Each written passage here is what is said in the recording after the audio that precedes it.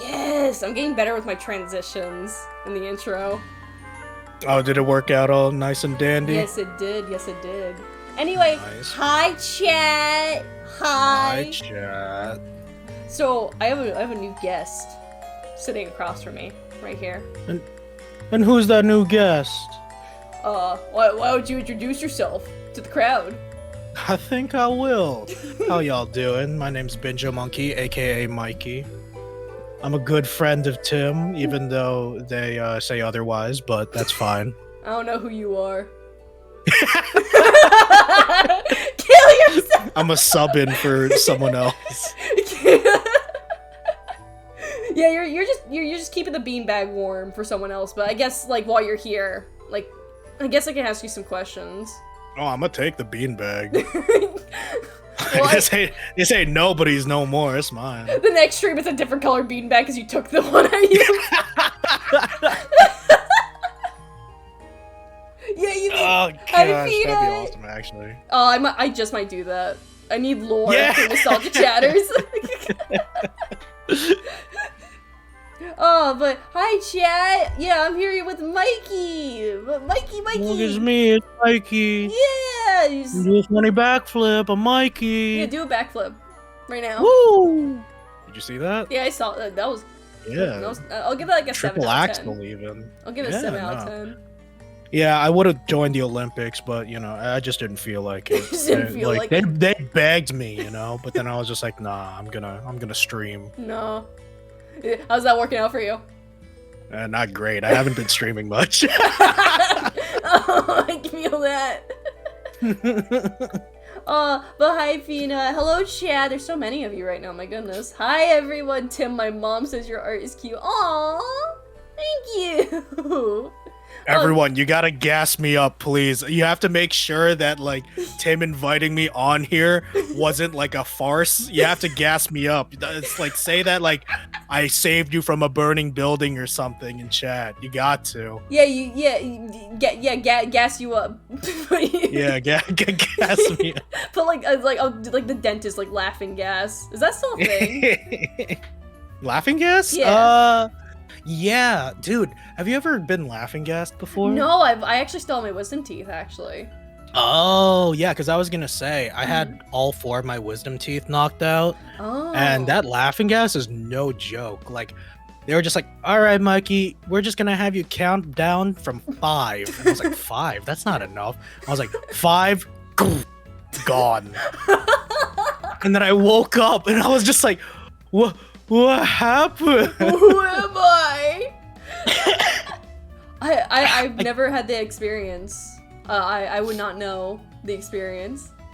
Yeah, no, like, it felt weird, and it was one of those things where, I'm sure I said a lot of stuff while I was concussed, basically, that my mom will probably never tell me, because it's probably not great, but I have a small inkling that, you know, obviously I'm not this, but for some reason, concussed, hazed Mikey, I have an inkling, a memory of him saying while I was dazed, I swear I'm not racist.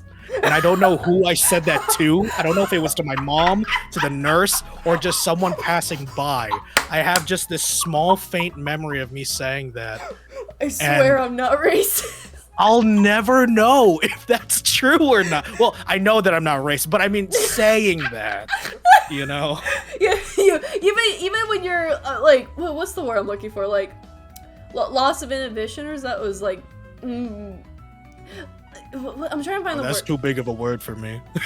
Basically, when you're not there entirely, sometimes whatever you say when you're not entirely there, whether you're like high or like drunk or even like on laughing gas, sometimes the things you say are like the truest shit ever. I hope that's true. Oh my goodness. I mean, I'm like 99% sure, like, I don't know how sure that it's true. I don't, anyway, nostalgia, right? Man, do I love them nostalgia. It's like a cereal brand. Yeah. Nostalgia. I need one that says nostalgia on it. What do you think like it a brand tastes like that? What would nostalgia Oh, taste like? it would probably have to be good, right? Oh. Do you think that it would make you remember things, or it would taste like something you remember? It's like a Bean Boozle.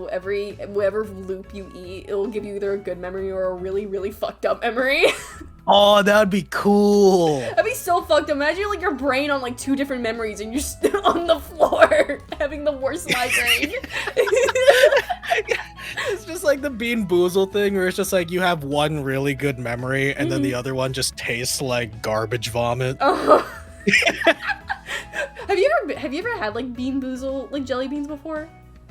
Yeah, I have. Have you tried just eating a whole bunch of bad ones all at once? I've actually never tried them at all. I think I've always been too scared to try them. That's so valid. It's not worth it. Did you do that? Did you shove them? Sometimes you just want jelly beans, and sometimes you just hate yourself. Bean Boozled will cover both, but you could just get normal ones, dude. Like, it's fine. I can't imagine what they all. It's like putting like a bunch of shit in like a blender and then drinking that. Yeah, no, exactly. It's just like, it's kind of just like taste torture for yourself. Just because you and a bunch of friends are bored and have nothing else to do. Which is fine. I like the challenge, but I keep losing. So it's not great. Do you hate yourself that much to do it? I have like such horrible luck when it comes to that stuff. Like I have content luck. You know what that means? Well, like I kind of made it up, but like whenever you're, I mean, I kind of get it. Like whenever you're like on a camera, like it's like really shit or like really good for the camera. Yeah, no, exactly. It's just like when it's bad, it's really bad for it to become so much that it's memorable. But if it's good, then it's just like, thank God I recorded this type of thing. Oh, it's so funny. That just reminds me. I think the video's still up somewhere. I told you earlier about like my boyfriend. He has a brother. And his brother actually posts YouTube videos, and one of the YouTube videos I remember that they posted was that, like, I don't remember if it was hot sauce or, like, they were eating spice. No, it was hot sauce. They were trying different hot sauces, and I'd just never seen him be so tortured before. Oh, that sounds really fun, though. I only remember it because one of my friends made, like, an edit of, like, him and his brother with cat ears and a tail. Wait, when did that come into the equation? I just have a friend who likes making edits a lot, and she just made an edit where they have cat ears and a tail. That's awesome. That's really awesome. I'll just show you the edit later. Yeah, I'd love that, honestly. Yeah, but I don't know if my microphone picked up on stream, but I was rubbing my hands furiously, or aggressively, excitedly, even. That's why you gotta like say the action that you do out loud. I rub my like hands. Like an onomatopoeia. Like, yeah, it's like rub hands, rub hands, rub hands. Rub hands, rub hands, rub hands, rub hands. Yeah. It sounds like I'm saying something else, like... Yeah, it's not the greatest, but it's like our only cop-out. I mean, like, it works. Your hands need lotion? No, they don't! You don't know what my hands are, Nightcrawler. But, no, I rub my hands deviously as I prep for my questions to interrogate Mikey of his traumatic past. Yes, that's right, that's right. Because that's what you're here to do. That's yes. That's what I assigned you to do. I was assigned reveal trauma. Reveal trauma. You had like two paths. It's like the evil castle or like the sunshine rainbows. It was like join Tim on stream, reveal trauma. Yep. You're just doing. I'm sure it's gonna feel like that, but that's okay. I signed up for this. I filled out the form. I already told you like one small thing that happened in my childhood, and coincidentally enough, another friend did as well because I told them to write that on theirs. But I digest. We're already getting started. Rub your hands. Yeah, no. I'm an open book, so like you could ask whatever, and well, actually, no, I'm on someone else's stream. I can't do that. that could lead really bad things to happen. Don't spread the hinge of the book. That's true. That's true. We can open the book page by page, but don't spread the hinge, dear God. Very good point. You know, we're not here to rip the yeah. I got tongue-tied, but we're gonna keep it like that. We're gonna keep rolling, just like heroes do. Yeah. Editors, cut that out. Editor Tim, cut that out. Even though it'll take you 5 hours to export this video, edit it out. That's how long it takes me to export these fucking videos when I need to edit them. Jeez. No, because like I don't know if I have shit internet. Well, I do, or it's like my fucking Premiere Pro is shit. Because like every time, I will warn you just in case if fear comes true. If there is possibility, internet might cut out because sometimes my internet hates me and doesn't like it when I have conversations with people on my stream. Oh, hell yeah.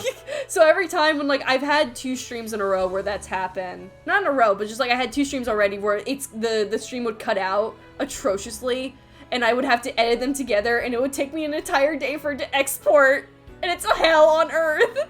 That does sound rough, but I hope at the very least, if that happens, we get into something really juicy and very, like, deep and intimate, just cuts out. Just, like, right when the on good the stuff happens. Yeah. Well, I'm gonna start cracking into these questions and start interrogating you. So, all right. Come on me. All right, this is graded, by the way. So Mikey, how would you define nostalgia to you? And this can be your own definition or from your life experiences. Oh, okay. Nostalgia definitely has to just hit a nerve. I don't know what nerve it is, but anytime that I feel nostalgic about something, I can never fully tell if it's just is deja vu, do you consider that nostalgia? You know what? I'm gonna say yes to that. I would consider that as nostalgia. Yeah, right?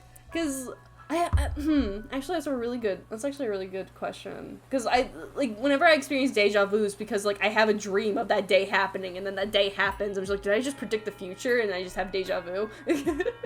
Yeah, no, when it comes to like nostalgia and deja vu, sometimes I kind of just think that I'm just like, oh, this happened before. I must be like a psychic or something. Yeah. And then it turns out that I just remembered wrong. Do you ever have those dreams where like they like you predict the next day or how the day will play out basically, and it's exactly like that? Oh my gosh. A little bit, some of them. I do. Oh gosh. Dreams are an entirely different topic. Yeah. So like we can delve into that a little bit later, but like there are like some times where I kind of just remember where it kind of just feels like, yeah, you're absolutely right. I dream of something and then it kind of just happens like down the road. But then there's other like ones where I'm just like hanging out with Hatsune Miku and I'm just like, when is this gonna happen? I'm like patiently waiting. Yeah, no, I'm just like, so like, are we actually gonna go to the movies with Hatsune Miku soon? All that other stuff happened. Like, that's not fair. You can't leave things out. So I've had very similar things, but it's not with Hatsune Miku. I told you before, I started watching Dragon Ball, but I didn't tell you why I started watching it actually. Oh, that's right. It was because I had a dream interaction with the Prince of Saiyans himself. Oh! Yeah. That's you gotta tell me more now. What was the conversation like? Was it pleasant? Oh, Eli, thank you for the gift sub. I appreciate you so much. You've given 15. Oh my goodness. Jesus, thanks. Thank you. Skibbity toilet. Skibbity. Skibbity toilet. You Skibbity see, toilet. skibbity toilet it just rolls off the tongue. Oh no. Get ready. This is gonna be interesting. Some of them are already going, oh no, oh geez, because I already told some of them. Hey. Oh, okay. Are we falling down a pit right now? I'm trying to save us from falling from said pit. Oh, I see. Okay. I will. Oh, the Vegeta peanut nose Tim. Gosh, I'm starting to feel like red flags are popping up right in front of my face. I'm not sure how to take it. It's my hair, isn't it? I have red hair and pronouns. I just want you to know, Tim, I trust you for now. I will describe my dream as PG-16 as I can. Okay, so is this... Okay, no, you know what? Keep going, by all means, if you need. I don't remember much. I just remember I had a very romantic conversation with Vegeta, and I'll leave it at that. Fill in the blanks yourselves. I'm not just going any further. I'll tell you maybe off the stream. Oh gosh, no, that's awesome. I really hope that Vegeta said I love you in the dream. Funny enough, he did. Oh, awesome. He was a very... Good for you. He was a very endearing lover. And I woke up... Great first. How do you describe that in PG?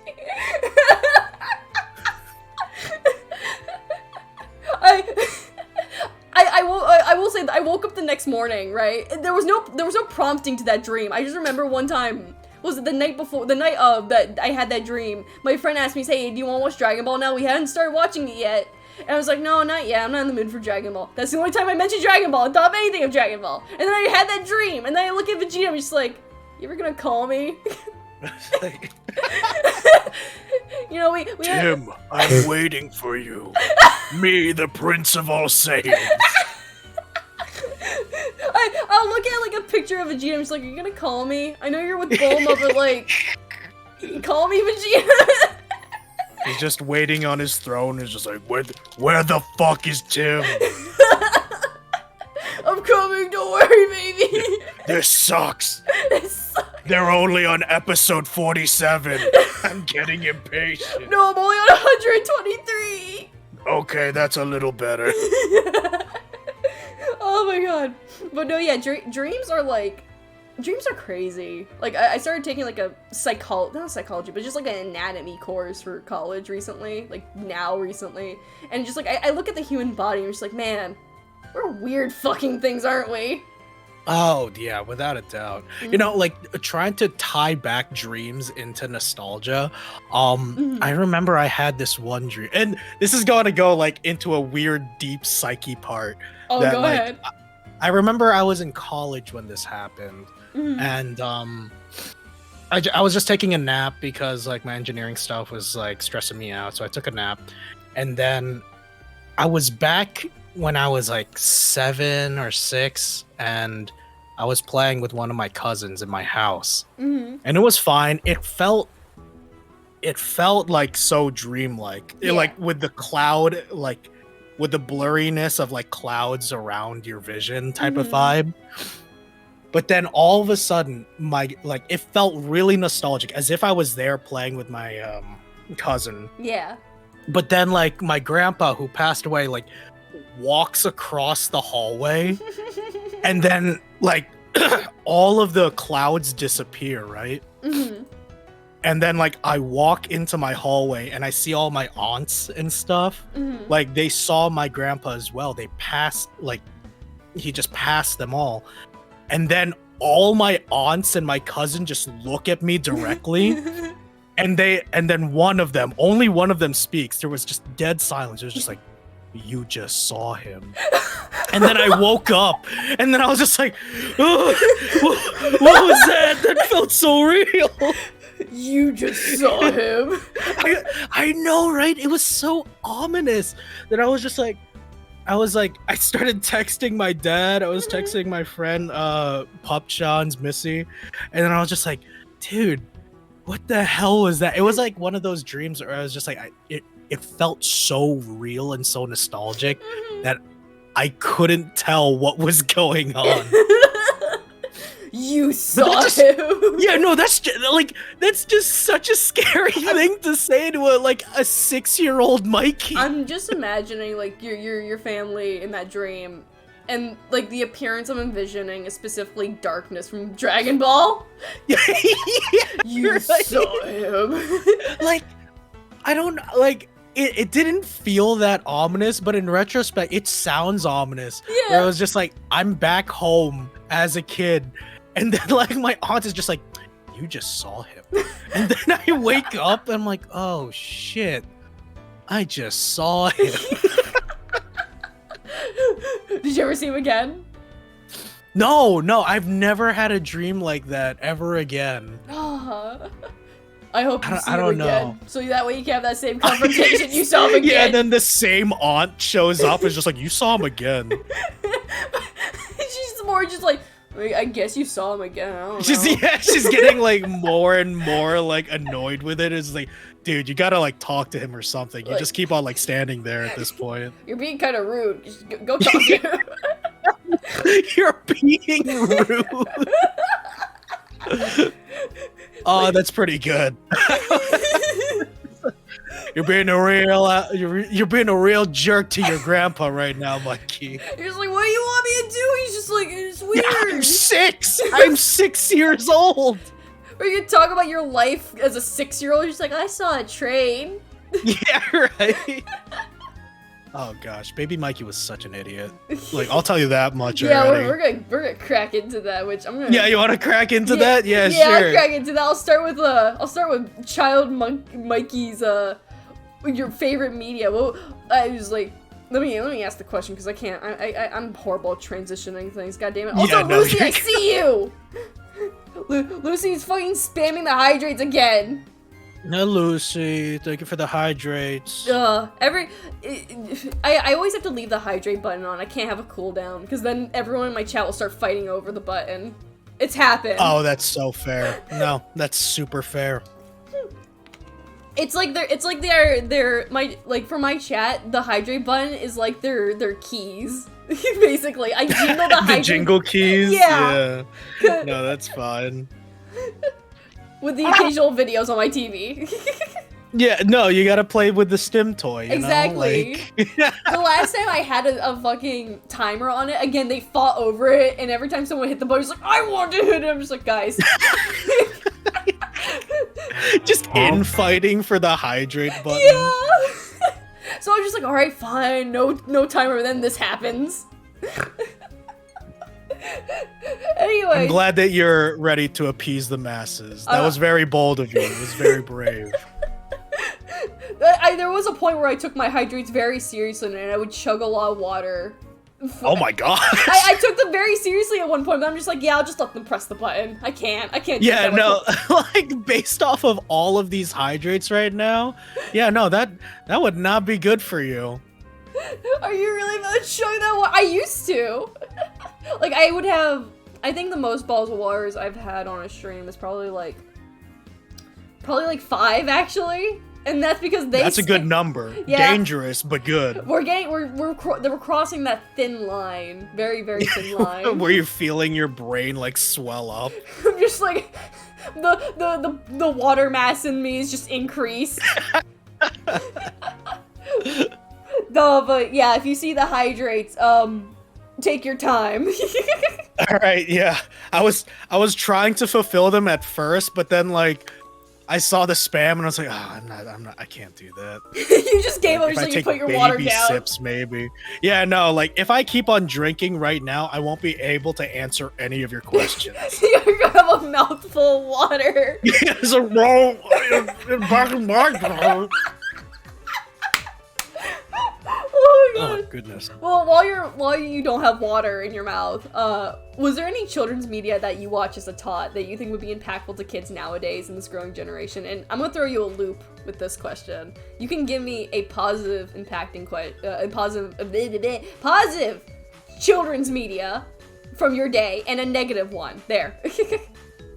Well, mine is both positive and negative. Ooh, okay, what is it? So, and this counts. Okay. I'm gonna make it count, chat. Okay. Have you ever heard of Naru Saku, chat? Naru Saku-chan. What is that? Chat. CHAT. The best thing to ever happen to YouTube. Naru Saku-chan. That's not the... I know you like that one... that's not the Neko Sugar Girls. No, it's not that. No, that is a different one that I could also talk about. But right now, I need to express myself with Naru Saku-chan. How do you spell that, real quick? NARU SAAU space CHAT. CHAT. Narusaku? Yep, Narusaku. You want to know why it's called that? It's a ship name between Naruto Uzumaki and Sakura Haruno. Okay. On YouTube. And the whole premise of Narusaku chat is how it's about how Naruto and Sakura fall in love in an AIM chat room with all their friends and drama happens. Oh. You do not sound amused. Oh. You know, so, I can't judge that much. So this was truly my childhood. Explain it to me. All right. Well, as a kid, I have always loved love. I loved like the concept of love and all that other stuff. And no, yeah. I really liked Naruto as a kid. It was something that bonded me and my friends when we were watching together. It was like one of those first animes that it felt okay to watch anime without like any thoughts of just like, ooh, cartoons are for kids and blah blah blah. I was just like, no, these kids, they're fighting and there's blood and one kinda died. Yeah. But there were two characters, the two main protagonists, the male and female protags, that I just really liked seeing together. Naruto was the plucky, raspy kid who everybody hated. Even Sakura. You know? And Sakura canonically liked another guy and wouldn't look Naruto's way. But in the YouTube world, they looked at each other. But in the YouTube world, anything can happen. So there was a time during YouTube in around like early 2010s, right? Like around that time. Yeah. There was like a popularity of these things called like romance chat rooms. Where it's like, it was as if, do you know what AIM is? AIM? Yeah. Like AOL, Instant Messenger. Oh, yeah. Yeah. So that was really popular because that was one of the few times that you can like chat with friends, not via email, and it was like on demand, right? Right. People took that premise and put their favorite anime characters in there, right? So they talk to each other? kind of. So it was just a Windows Movie Maker thing where like they would steal like clips, GIFs, or just images from like artists or like the main series to just like, you know, it's like Naruto looks kind of happy in this one. I'm gonna put this one on screen while he says something happy. You know? It's like it's happening in the anime. Yeah, exactly, right? But it's in a chat room. So it would be like really silly stuff where it's just like Naruto has the nine-tailed fox, right? Yeah. And then it's just like nine-tailed fox hot boy signed in. And then Sakura would sign in, being like Cherry Blossom 64 signed in. I'm gonna make and that like my username somewhere. Yeah, I know, right? It's so cringe, but it was like Fox hot boy. Yeah. It was just like, it was really cringe because like you were supposed to believe that they were all just chatting in a chat room, basically, and just like befriending each other. But when it came to the Narusaku specific ones, right, it was about a love story. Like Naruto in the anime, he would do so much for Sakura, you know, like he cared so much for Sakura, but Sakura wouldn't look his way. And then, so in the chat room, right? Yeah. Sakura would be like, "Go away, Naruto. You're getting in the way of me and Sasuke. No! Everybody hates you." And then, like, you know, they would take a sad, like, picture of Naruto who's mourning the loss of, like, an old man. Yeah. And then, like, yeah, like, he's at a funeral. And then, like, the caption is just like, "I'm sorry I made you so sad, Sakura." And then it's just like, "Sad nine-tailed fox hot boy signed off." Signed. Yeah. Oh my god. And then but then the creator, right? Yeah. Normally the creator would have their own OC in the chat room, right? No. Yeah. So then you would see like fucking like fucking Raiden from Metal Gear show up as a PNG, just being like, "Rising Revenger signed in." How dare you talk to Naruto like that, Sakura? He does so much for you. You don't even give him a chance. And then Sakura gets really sad, you see, because she sees the error of her ways. And then she goes talk to Naruto, and they rekindle and kiss each yes, other. Yes, she signs off from AIM, and then it pans to real life, and she's just like, "Naruto, I'm so sorry. The truth is, I really love you." And then Naruto says, "Okay." Okay. And then they both sign in as, oh gosh, like a it's just like names? nine-tailed cherry blossoms or something like that. Or it's like a conjoined cutesy name. Yeah. And then everyone is just like, "Wow, you guys actually are together now?" Yep. And then it's just like a lot of really random drama, like Sakura gets pregnant. And then they talk about that on AIM. And then she gets kidnapped or something, and then the person who kidnaps her joins in the group chat on AIM, and it's just like, "Naruto, I have your boo. Don't you want to save her?" Imagine like your kidnapper joined your Discord server under a new name. It's like, "If you want to see your friend ever again, you'll do all this." It's like, how did you get in this server? Who sent you the invite? It's like, how'd you join the group? Do you have Discord Premium? Was that a sign-in sound bit? I feel like I can't judge you that much on it because I was also very obsessed with the idea of like love and fiction. Like I as a kid I was a hopeless romantic myself, so I would always like I would always look at characters and be like, "Oh, that's my boyfriend." I looked at Sonic the Hedgehog and called him my boyfriend for a good while until I saw Mewtwo, and then 3 years of my life passed by.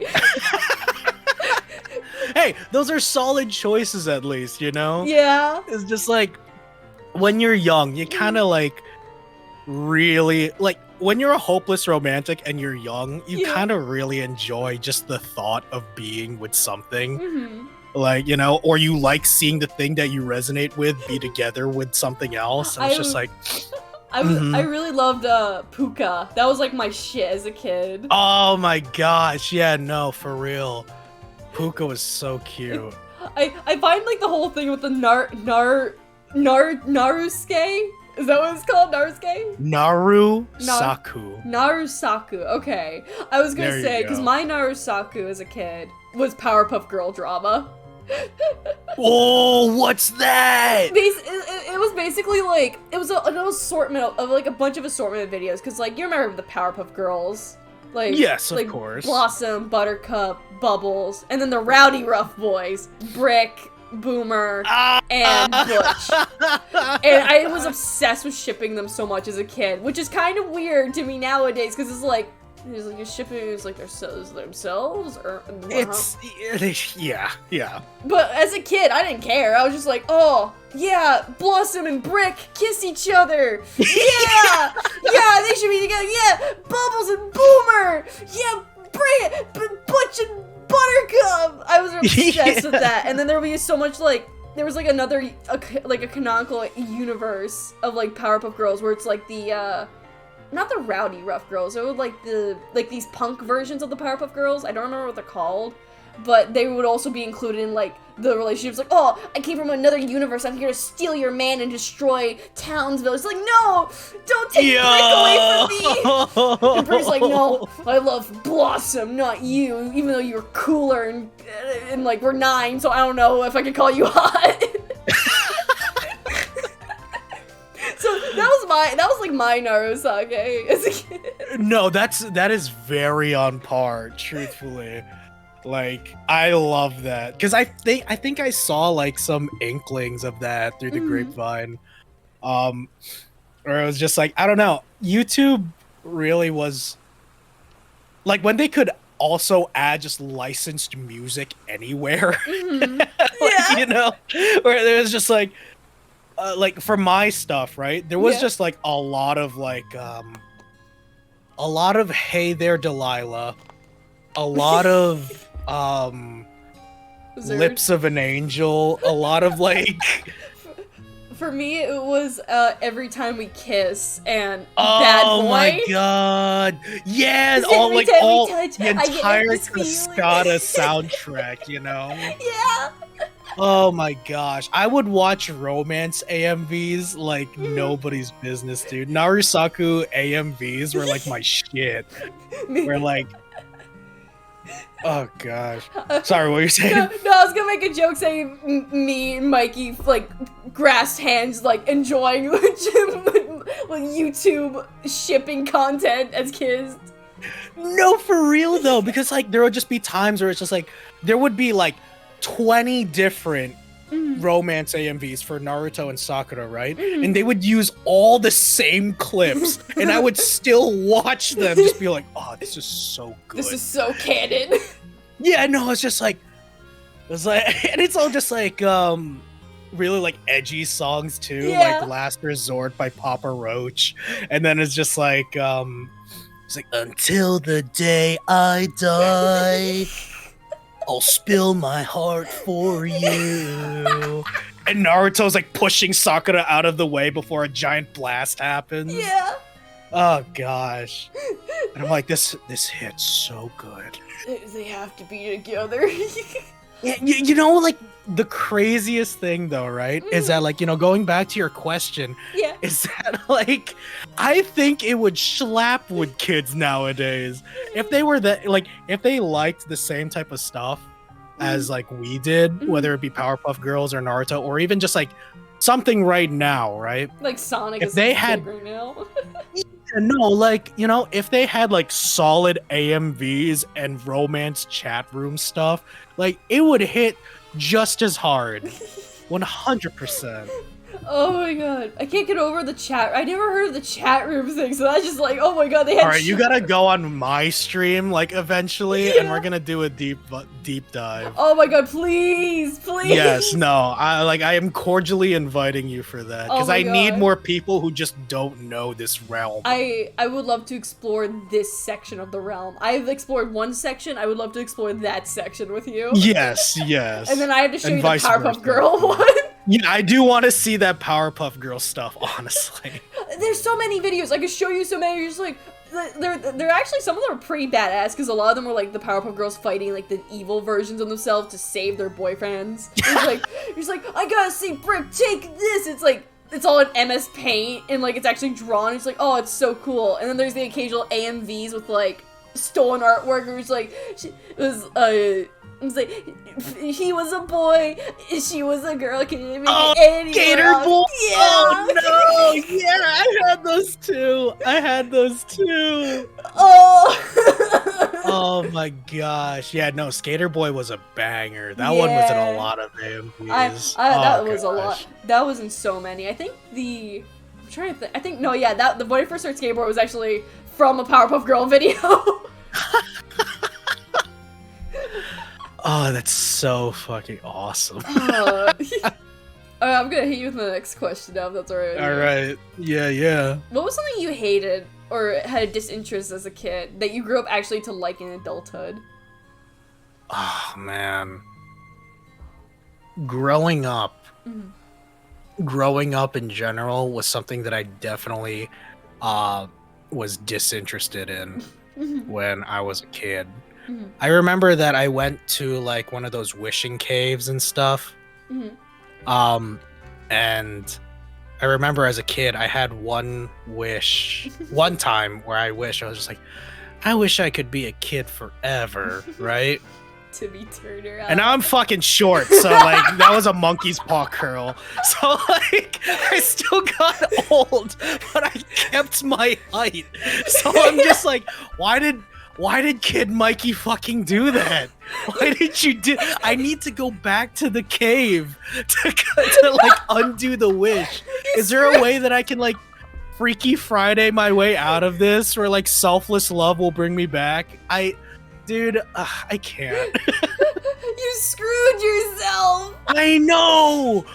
I know, but it was like during a time where I was just like, I don't know, I grew up with like Ed, and Eddie and Codename Kids Next Door. Yeah. And I'm just like, yeah, being a kid rocks. I want to stay a kid.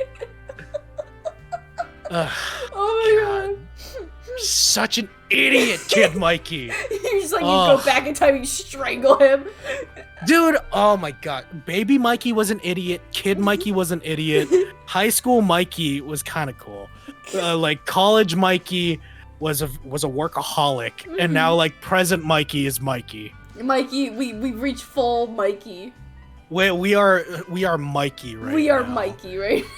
That's how I describe myself at this point, where it's just like, I don't care if I'm cool, if I'm like tall or whatever, or if people like me or if people don't. I am Mikey, and that's all I like. I don't have to say anything else. I don't have to say that I'm cool. I don't have to say that I'm smart. I am Mikey, and whatever Mikey is, that's Mikey. That's what I am right now. I feel like, and that's enough. Someone asks you a question, he's like, "Hey, Mikey, what's your favorite color?" Mikey. Mikey, what's your favorite I'm food? Mikey. That's why I say I'm Mikey for a general response for a lot of things. So, Mikey, how was your day today? Mikey. Mikey, you're like a Pokemon. Mikey. You're like a Pokemon. You say your name only. Sometimes, dude, like, sometimes saying Mikey feels like another Skibbity type of thing. where it's just like, Mikey. Stim. Yeah, like, it's just like a response that I enjoy. No. Some people say or eh. I say Mikey, whatever. You're gonna fight me about it? Maybe you should try it. Maybe you should try to be Mikey. Maybe you'll never be everybody Mikey, should be because I'm Mikey. Yeah. Try being Mikey. Wait, you can't. I'm Mikey. Yeah, I'm Mikey. There you go. At the very least, even like, you know, I grew to love growing up. Don't get me wrong. But it's a lot more realistic than whatever stupid Kid Mikey shit was. What's your favorite thing about growing up as current Mikey? Is there any other Not Mikeys? being Kid Mikey or Baby Mikey. Like, I think back about Kid Mikey and Baby Mikey so much that I'm just like, wow, those guys were idiots. Like, it wasn't until high school where I actually like started doing well academically and just started thinking rationally, where I was just like, wow, I was really dumb as a kid.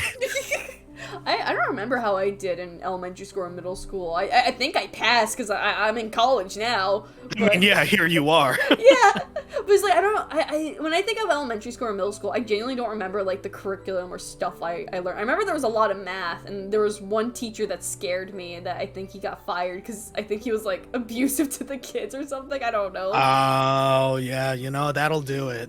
Like that, like a good teacher can really make or break a subject for you as a kid.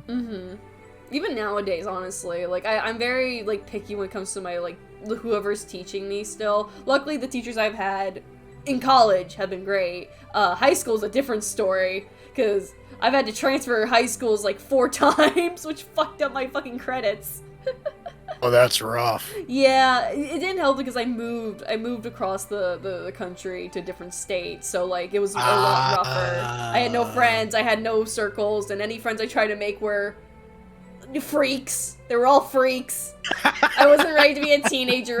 Every person I tried to befriend was like either like not a good person or not friendly, or they were just really horny teenagers. And I was just damn. Like, yeah, no, I remember when I was in high school, when I got my phone, my very actual first phone, not like an iPod or anything, my first cellular phone, because I apparently missed the bus, and I was at the school for 2 extra hours, and the same day my parents had to rush over to pick me up. They was like, we're getting you a phone. And then, I mean, that's a shortcut to getting a phone, I guess. I guess. That's pretty good.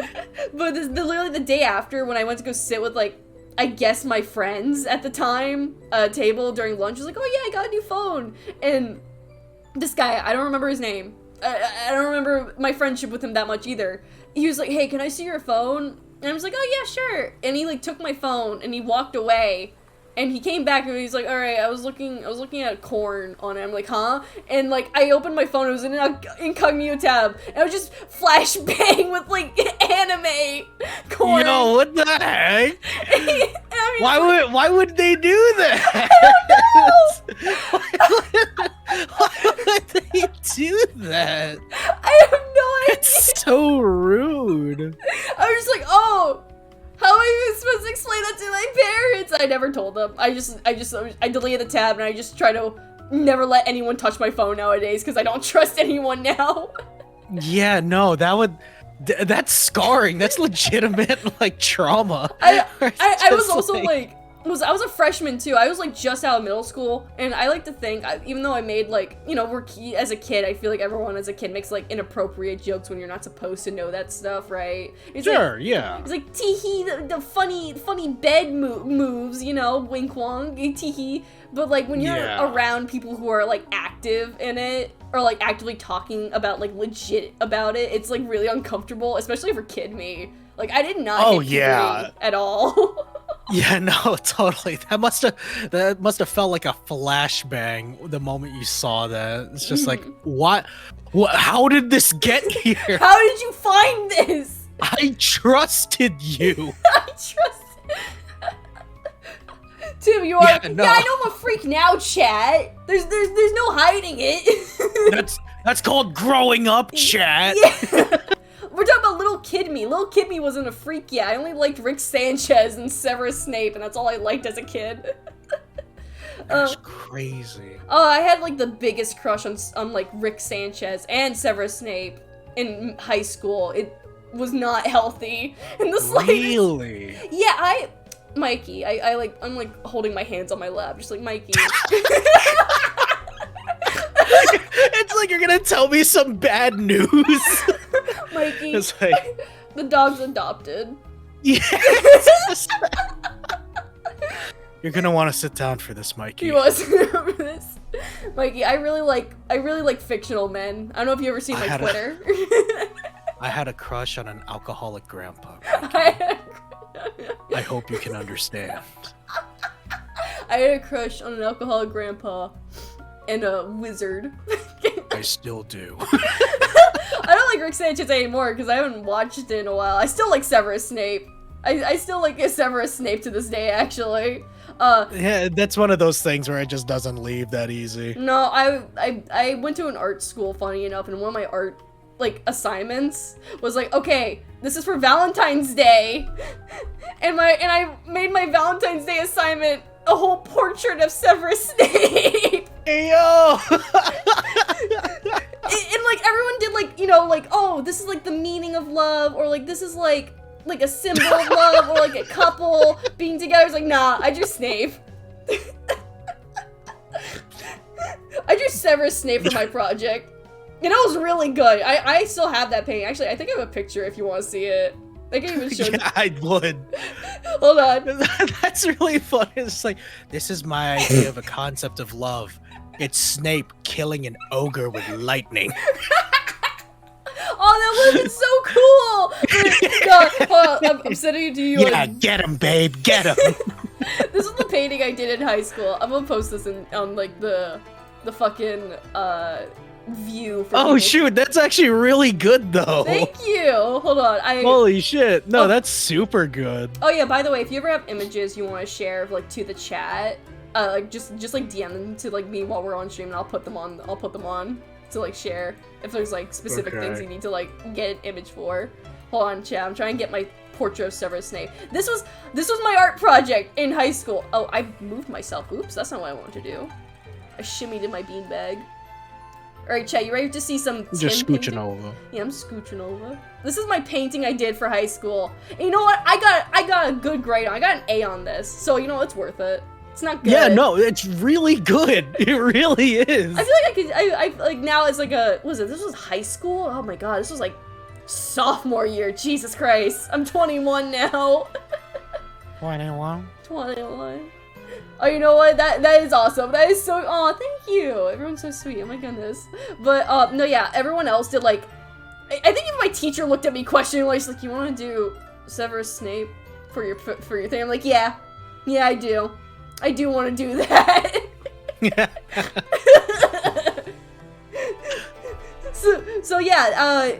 Yeah. No. I not only do I like old fictional men, but I like a lot of things like Ban. I have a crush on Ban from Garten of Ban, Mikey. I don't know if you know that about me. I'll be honest, I knew that you were a fan. I just didn't know if it was possible to have a crush on Ban. That's bravery, honestly, so mad kudos. Everyone shames me. Everyone shames me for liking Ban, but I just hushed the haters. They hated Jesus for he was right.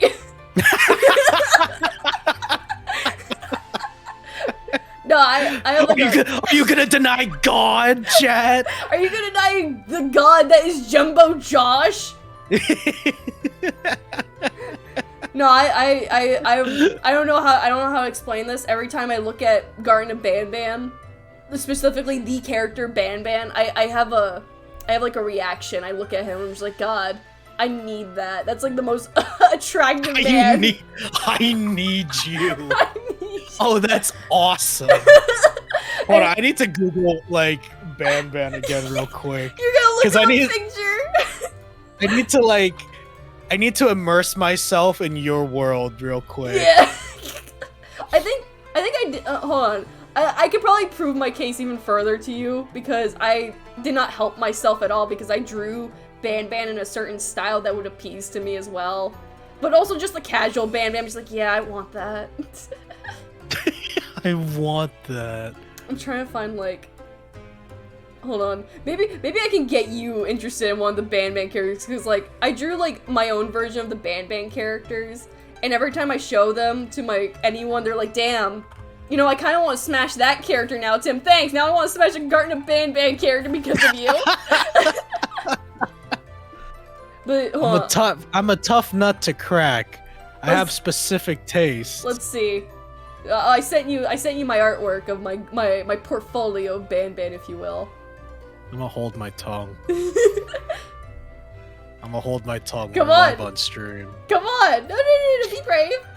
We're all friends here. Be brave right now. We're all friends here, right, chat? We're all friends. Tim's gonna make Mikey a ban fan.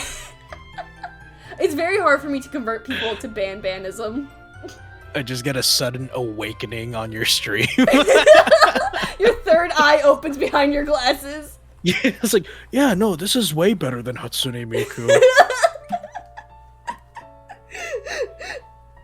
I prefer this over Maple Story above everything else. I will always say I love Garden of Banban, but I can always admit that the games are not good. They're not the best. but I will not. How many hours do I have on Garden of Banban? Hold on, I need to go check because I feel like I have. You can rack up hours in Garden of Banban? Yeah, on Steam. Really? Like, I thought it was just like a story type of thing. Like, do you just replay it? Yes, a lot. I even bought the Switch versions of the games. I'm not joking. It's my addiction. It's like people was always like, Tim, this is your guilty pleasure. It's like, no, this is just my pleasure. There's nothing guilty about it. I feel no shame. This is my proud pleasure. My proud pleasure. Let's see here. There are, so far, there's technically 6, but there's 7 chapters of Garden of Banban right now. Which one has the most hours? That's 2 hours, that's 6 hours, 4 hours, 5 hours. Okay, those ones I haven't played enough of, so I gotta play them again at some point. I will at least vouch that your designs for all these characters are very, very great. Oh, thank you. Do you like any of them, Mikey? No! I'm like I'm averting my gaze. I'm like looming I only give myself 2 seconds each time I look at it. I'm like looming over your shoulders like, come on, Mikey. It's like the ring tape. If I look at it too long, then my life is over. No, yeah, but there was a moment where I've been quiet on Twitter, but there was a moment on Twitter where I just did not shut up about Garden of Banban, and I would keep talking. Mikey, I have a shrine dedicated to the franchise that is Garden of Banban. How close is the shrine to your bed? That's what matters. That's not a good answer. Like a good, it's like right across from it. Right. Oh, so like you get the morning ritual like pretty easy the moment you wake up. That's fair. That's like efficient, if anything. Hold on. Do you want to see what it looks like, the shrine? Because I often scare people. You know, I am curious. I will say. I scare people with it sometimes.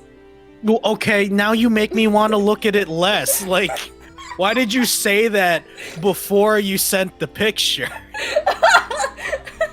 I just need to let you know that sometimes people get scared. You're giving me disclosure, but also conflict of interest? I don't know where I'm supposed to stand or sit. Well, hold on. I'm along for the ride. I'll say that much. Just don't be intimidated when I show you it, is all. Fair enough. Fair enough. Let me try to find like a decent picture of it. Here no, I just had it. Give it here. I just want to say this. I try to avoid talking about Garden of Banban when I do these streams, but when it happens, yeah, you did a great job with that. This is my shrine. Oh, that's actually kind of impressive. Thank you. I truly do appreciate the color coordination for it as well. Mm-hmm. Like, it truly, genuinely looks pleasing to the eye. Oh, thank you. My favorite thing is my award in the back of winning a Twitter contest of Banban OC ship. Wait, you got a framed tournament bracket in the back? Yeah, because that's awesome. Because when I first got into Garden of Banban, I followed a lot of mutuals, right? To like, talk about Garden of Banban with, right? And this one person hosted OCX, it's like best Garden of Banban OCX canon. I'm just like, I have to win this. So I got all my fans just like, hey, vote for me. And I won. And I framed it, because I'll always need it in case I need it on like a resume or something. But like, hey, you should hire me because I won the best Garden of Banban OCX canon ship. Oh no, that's super strong. I respect that. Like, I hope that that's on the top of your portfolio, Oh, and no matter what you do. It's my biggest award. You know, I won very few awards in my life, but this is the biggest one. Congratulations. I'm very happy for you. Thank you. Okay, I'm gonna stop talking about Ban Ban for a second before I make you want to run away. Can't convert everyone, Tim. Remember that. Like I said, I'm along for the ride. It surely has been a roller coaster, to say the least. Oh, every stream, every nostalgia chatters is everyone's personal roller coasters. That's fair. I'm glad that I'm not alone. Nah, you're with me, which I don't know if that's better or not. So you're definitely taking me places. Good. That's good, at least. Yeah, it's something. It's certainly something. I will say it's been a pleasure. Aw, I'm so glad. That's all that matters to me. I can't believe this is the last time we'll ever talk ever. We're just like, all right, it's like after stream, just like, all right, Mikey, have a good night, and then you never talk to me again, and I go on Twitter and just like block me. you on all socials. You block me. I just start like shit talking you, and just like, man, that podcast was rough. Oh my god. He's like, that Tim chick is really makes me uncomfortable. Get a load of this person, am I right? This is shit. Points at the podcast. What a freak, right, guys? Speaking of freaks. Like, of course. First, full disclosure, you're not a freak, but I really like calling people freaks. No, it's kind of really fun. No, you can no. I'll take that as a compliment. Don't worry. Oh yeah? Well, yeah. I'm glad. I didn't expect that, but I'm glad. Sure. You know what? No, so many people call me freak. I'm just like, yeah, I am a freak. Like, hey, confidence. I like that. There's so much. Like, we've only started breaching our layers of friendship, Mikey. The more you talk we're to unraveling. Me, yes. You're right. It's like what everyone says. The more you get to know me, the weirder I am. Yep. Likewise. No, but That's very true. I'm intrigued of the weirdness we're gonna unfold together. And speaking about that, I'm gonna ask the next question to you. All right. Who was your cartoon/movie hero as a kid? Whose adventure did you want to go on? Like Ash Ketchum or like Harry Potter or Goku, for example? Oh, gosh. Oh man, that's a little hard. I can think of like two different things. You can where it's like well, like at one point no, that one's not age appropriate. Another one was like gosh. Yeah, you said like PG-13, right? Well, the channel's PG-16. Well, 16. PG-16. It's 16 plus. That's what we do here. Okay. I guess it's okay because it really doesn't go anywhere. Yeah. But like and this is gonna be really cringy, right? But like I remember like as a kid, like I loved Yu-Gi-Oh, right? I love Yugi and I love specifically the Dark Magician, right? Yes. The Dark Magician I thought was so cool, like his like purple wizardry garb, just the fact that he was the ace monster of Yugi and stuff. I wanted to go on that whole like Yu-Gi-Oh like adventure where it's just playing card games in really like, you know, obscure places. Like, hey, go on this island where everybody plays a card game, and if you lose, everyone kicks you off and hates you. But if you win, you get $1 million. That's pretty cool. But then a guy with one eye like puts you in his dungeon if like he likes you too much or whatever. Yeah. I like you a little too much, puts you in my dungeon. Yeah, like, gosh, I can barely remember if I'm even just like justifying what happens in like in the show, Yeah. but like I digest, right? Mm-hmm. I just really liked the whole concept of the Dark Magician. Mm-hmm. He was just like the ace monster, like the really cool guy, and I thought that like um being like a master knowledge wizard was really cool, right? Mm-hmm. And then there was like an apprentice card, right, called the Dark Magician Girl, Right. and she would call him master, right? I remember there was a time in high school where a girl lost a bet and she was okay with calling me master, right? And you'd think that's like a kink thing, right? Yeah.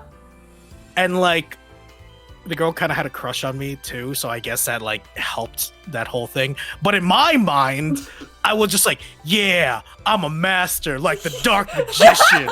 I'm really cool with like, and this is my apprentice. And I was just role playing in my mind about being a cool wizard than like the actual romance aspect of it. And I was just like, yeah, we're gonna go on like a bunch of Yu-Gi-Oh adventures, like when duel monsters are real and we all have to fend for ourselves. I don't know why. I'm just imagining you're like Ash. Every female character is like, oh, Ash, you're just like, I really like you. You're such a dreamboat. He's like, yeah, Pokemon. That's all I'm seeing you as right now, Mikey. Yeah, I was really fucking stupid. High School Mikey was also stupid because he was like he only played tennis, 4 years varsity, sure, but he looked like a jock. Yeah. So much so to the point where like when I joined drama, right, and that's how I met Derek and Missy and like all other friends. Derek was too intimidated to like approach me to talk to me because he thought that I was like just a very like jockey jock type. Jockey jock, yeah. Until like I went up to him and I was just like, hey, you like Mario or something like that? And, like we just started talking about like video games and stuff. So yeah, I don't know. That's like that's how I was in high school, where it's just like I kind of seemed like I was a jock, but I was really fucking nerdy. Yeah. Like, oh. But yeah, I guess it would be the Yu-Gi-Oh adventure and like the Dark Magician, apparently. The Dark Magician, that's so great. Oh my god. Yeah. It was something. It sure was something. Oh my god. Oh, I'm gonna pull up the next question now. Alright. Alright. Who's the character you hated in a piece of media, and do you still hate that character to this day, and why? Who's the hater? Who's the hated that you hate? Hate? Oh, that's hard. The only one that I can think of right now is the one that we discussed before, before the stream, and that was Emperor Pilaf. Yeah. Where it's just like, I don't know, he's just so annoying. I fucking hate Pilaf. And he just starts causing trouble like a gremlin, where it's just like, it's not like real trouble, he's just getting in the way. And then like anytime that you see him, like what Tim was saying, is just like, we hate you, Pilaf. Go away. Nobody likes you. Bullies him on Twitter. I would bully him on Twitter, like how everyone on Twitter bullies Elon Musk, basically. You just take a picture of him and just like, hey, we hate this guy, right? I fucking hate Pilaf. Kids. Oh god. He's so mean to fucking Shu and Mai. Like they're I love Shu and Mai if they were their own thing, but no, Pilaf has to come and fucking ruin it. And like, he's such a tryhard. I want a piece of land for myself that I can rule out of my. Shut up! Shut up! Go away! Go away! For real though, it's just like just chill out, man. I used to like tell the stream. I told Mikey this before we started. I'm recently getting into Dragon Ball. So far, I'm still in the original Dragon Ball. I just finished the King Piccolo arc. And for those who know Dragon Ball, at the very least, when it was shown that like, oh, Piccolo's is been released, but who released him? And I was like questioning, it's like, oh, who could have released him? Oh, I don't know, who could it be? And then it showed fucking Emperor Pilaf, and I literally screamed in my house. I did like a blood curdling scream. It was so, I was screaming so loud that my mom had to call me. She thought I hurt myself or something. Because I hate Pilaf that fucking much. He's so obnoxious, you know? I fucking hate Pilaf. Just it's me and Mikey, another hand with our like shipping hands, the romance hands hating Pilaf. It's true. It's true. He's That's so something that we annoying. could just bond over. Yeah, just like I'll just start a conversation, just like I'll DM you on Discord like on a random, just like it's like, man, fucking Pilaf, am I right? Fucking Pilaf. Oh, Pilaf. Am I right? Yeah, Am I right? You're so right. This Pilaf. Look at this dude. But moving on from hatred, let's talk about your trauma. Oh gosh, which one? Let's talk about like what piece of media traumatized you as a kid and would still haunt your dreams to this day by chance? Oh, the movie The Ring. Really? Hands down traumatized me. I am such a coward for like horror stuff, but Really? it intrigues me to like such a high degree. It's just that I can't handle it. I'm like the complete opposite. I love horror. Like my favorite movie is like I love slasher films specifically, like Scream, Ghostface, my favorite. Yeah, no, like they're all so interesting and I love it so much. But like ever since I had like a trauma with The Ring. So basically, The Ring was when I was like 8, 9. That was my first horror movie that I was watching at a cousin's house, right? And you know, first horror movie, I didn't even know that horror existed, basically. Yeah. And the whole premise of The Ring, for those of you who don't know, is if you watch a tape, you get a phone call where there's a whisper saying 7 days. Yep. And hangs up. Those 7 days are practically hell. And then you die, right? Because you're like slowly waiting for the clock to pass. While as you try to duck and dodge your impending death. A lot for a kid. What's worse is that like after we watched the movie, the day after, I got a phone call on the landline. I was home alone, and then I was just like, baby Mikey was like, hello, and then I heard it. 7 days. Hang up. I was a wreck. For like 4 days until we went back to my cousin's house, and then all of a sudden I just started crying because I was just like, it's gonna happen. It's gonna get me. She's gonna get me. And you know, turns out it was my cousin, and they forgot to say that it was a joke the day of, and then the next day, and then the day after that. And they forgot until I started crying my eyes out. Oh my god! But even so, I still believed it because I couldn't fully believe them. So, oh, that's so yeah, that fucked me up a lot. Dead ghost girls, like the Japanese type. Yeah, no, those things, those things pinch my brain and give me shivers down my spine almost immediately, anytime. Even at my age, it's crazy how it's just an immediate response. I never got over it, but I still really, really like horror stuff. Yeah. So that's why I play things like Fatal Frame, which is like my exact phobia. Honestly, Japanese horror films, as someone who's a giant horror fanatic, Japanese horror films specifically are a whole nother level than like Western horror films. Cause like, you got like, oh, there's some humor. I was like, oh my god, there's like these teenagers are fooling around. Oh my god, there's a haunted house and like, oh my god, there's murders. But like Japanese horror films are a very extremely different level that are actually kind of terrifying that I refuse to touch almost. Yeah, no, like some of them just have like a wow, you're being too real right now. You're being a little oh, that's Gore. That's Gore, my favorite character. Yeah, it's just like it's like when it comes to what's it called? Where it's just like at some point the Jason movies get really silly with it. Yeah. You know, and like I appreciate it. I think it's fun. Jason X, hilarious. I love Jason X. But like I don't know, at some point it was just like all the new the Ring movies, like the Sadako movies, like they just don't stop. It's just like it keeps going. Yeah, no, like when it comes to Western ones, right? Like most of the time you can't beat the monster and you can't beat the horror, and that's fine. I like that, you know? Yeah. That's why I kind of like Evil Dead stuff. Yeah.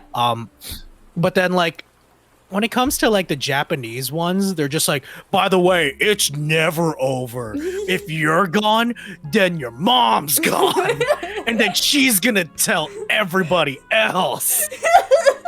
And it's just like, well, fuck, all right. I guess I don't get to leave happy from the theater. Cool. I'm just traumatized forever. We don't talk about Halloween in my chat, Sleepy. You know Michael Myers, right? Halloween and all that. Of course, of course. I binged a lot. Like, I watch a lot. My love for horror comes from my beloved boyfriend, because he actually got me into horror when we first started dating. Oh, nice, nice. Yeah, so my whole aesthetic is his fault. No, but he got me into horror, and we binge watched almost all of the Halloween movies with Michael Myers, and I'm so upset about it. Never watch a Halloween movie beyond 2. Watch the first 2 and don't go farther, because the Rob Zombie movies are not good. They're not good. I was gonna say, like, I don't think I actually watched any of them after 2. Don't. I recommend you don't. Because they ruin Michael's story so much in the movies. Like, there was a point where there's a cult, and it gets really bad. They make Michael like a bad person, not like a murderer. Interesting. He's a bad person. Wait, what? Wait, hold on. I'm like confused but intrigued. It's just like, he was a murderer, but now he's a bad guy. And I'm just like, wait. Which one's worse? I'm starting to get inklings just from overthinking it. So, like, we could leave it at that if you want. I'm just surprised that it got to that point. I can elaborate by, like, the most minute, like... So he has a niece who's 13. Oh, no. And I'm just gonna leave it at that. Alright, well... You know what sucks? It sucks that was enough. Yeah. That's the saddest part. Where it's just like, damn. Come on, Michael. That's not my Michael. That guy right there, that's not my Michael. Not my Michael. Not my Michael. My Michael is a silent killer who just likes the Halloween. That's it. Not this monster that they made him to be. No, that's crazy. That's such a great thought. It's just like, they made Michael a murderer. They didn't have to make him a monster. Exactly. They didn't have to make him a bad guy. Exactly. Like, I feel like people. This is like me as like a writer. I feel like people who like try to write villains or bad guys, they take it too literally. Like, they take it too seriously sometimes. Just keep him as a killer. That's bad enough that he kills people. Oh my god, he kills people. Why do you have to take it that far? They didn't have to, like, add, like, more rot to their, like, character. He's like, let's make him, like, unlikable. It's like, no, he's supposed to be likable. People are supposed to like the serial killers. Yeah, it's just like, yeah, no, Freddy Krueger, he, like, creeps into your dreams and kills you. Also, he takes money from homeless people. It's like, why'd you have to, why? He beats up puppies. It's like, why? Like, no one, you're sabotaging yourself. No one's gonna want to buy your merchandise. He spits on the floor when he has too much phlegm in public. He walks inside your house with shoes on. Oh no, that's monstrous. He's a like, just keep them as villains, not monsters. Like, I like that. That's a good tagline. Keep them as villains, not monsters. Oh, yeah, that's a good one. That's a good one. That was a good one. But oh, okay. I like Nightcrawler saying Scream 9, Ghostface finally kills Sarah Tara, and then invest money into AI. I'm selling all of my Ghostface merchandise then. My Roger Jackson signature, I'm selling. If that ever happens to him, I can't. No, Jason opened up Killcoin. No, Freddy invested in NFTs. There's too many investors. Why are they all investors? Oh my god. Besides characters we don't like, let's talk about characters we do like. So, Mikey, who was your first fictional crush as a kid? Oh, that's hard, because, like, as a Babble, right? Mm-hmm. I remember, I think the first one that I ever had was probably Misty from, like, the original Pokemon. Mm-hmm. Because I think that was just really the only time that I recognized, like, media as, like, a thing. Yeah. And, like, Misty was just kind of cool. Mm-hmm. She was kind of the only girl around, like, honestly. And I was just like, oh, and that was like, you know, I'm the annoying type where I'm just like, yeah, the protagonist is me. And then like there and then like, you know, there would be some cute stuff between Misty and Ash and the OG. And I was just like, yeah. I like Misty because I'm Ash. No, it's me too. Yeah, right. Yeah, I'm Ash, and Misty's my girlfriend. Yes, like that's my girlfriend, my best friend Brock. That's you know what? That's probably part of the reason why I fucking wish to be a kid forever. So you could live as a kid like Ash forever. Yeah, so I could be like Ash, and I just got the damn height. Ugh. Oh, that's crazy. For those of you who don't know, I'm 2'7".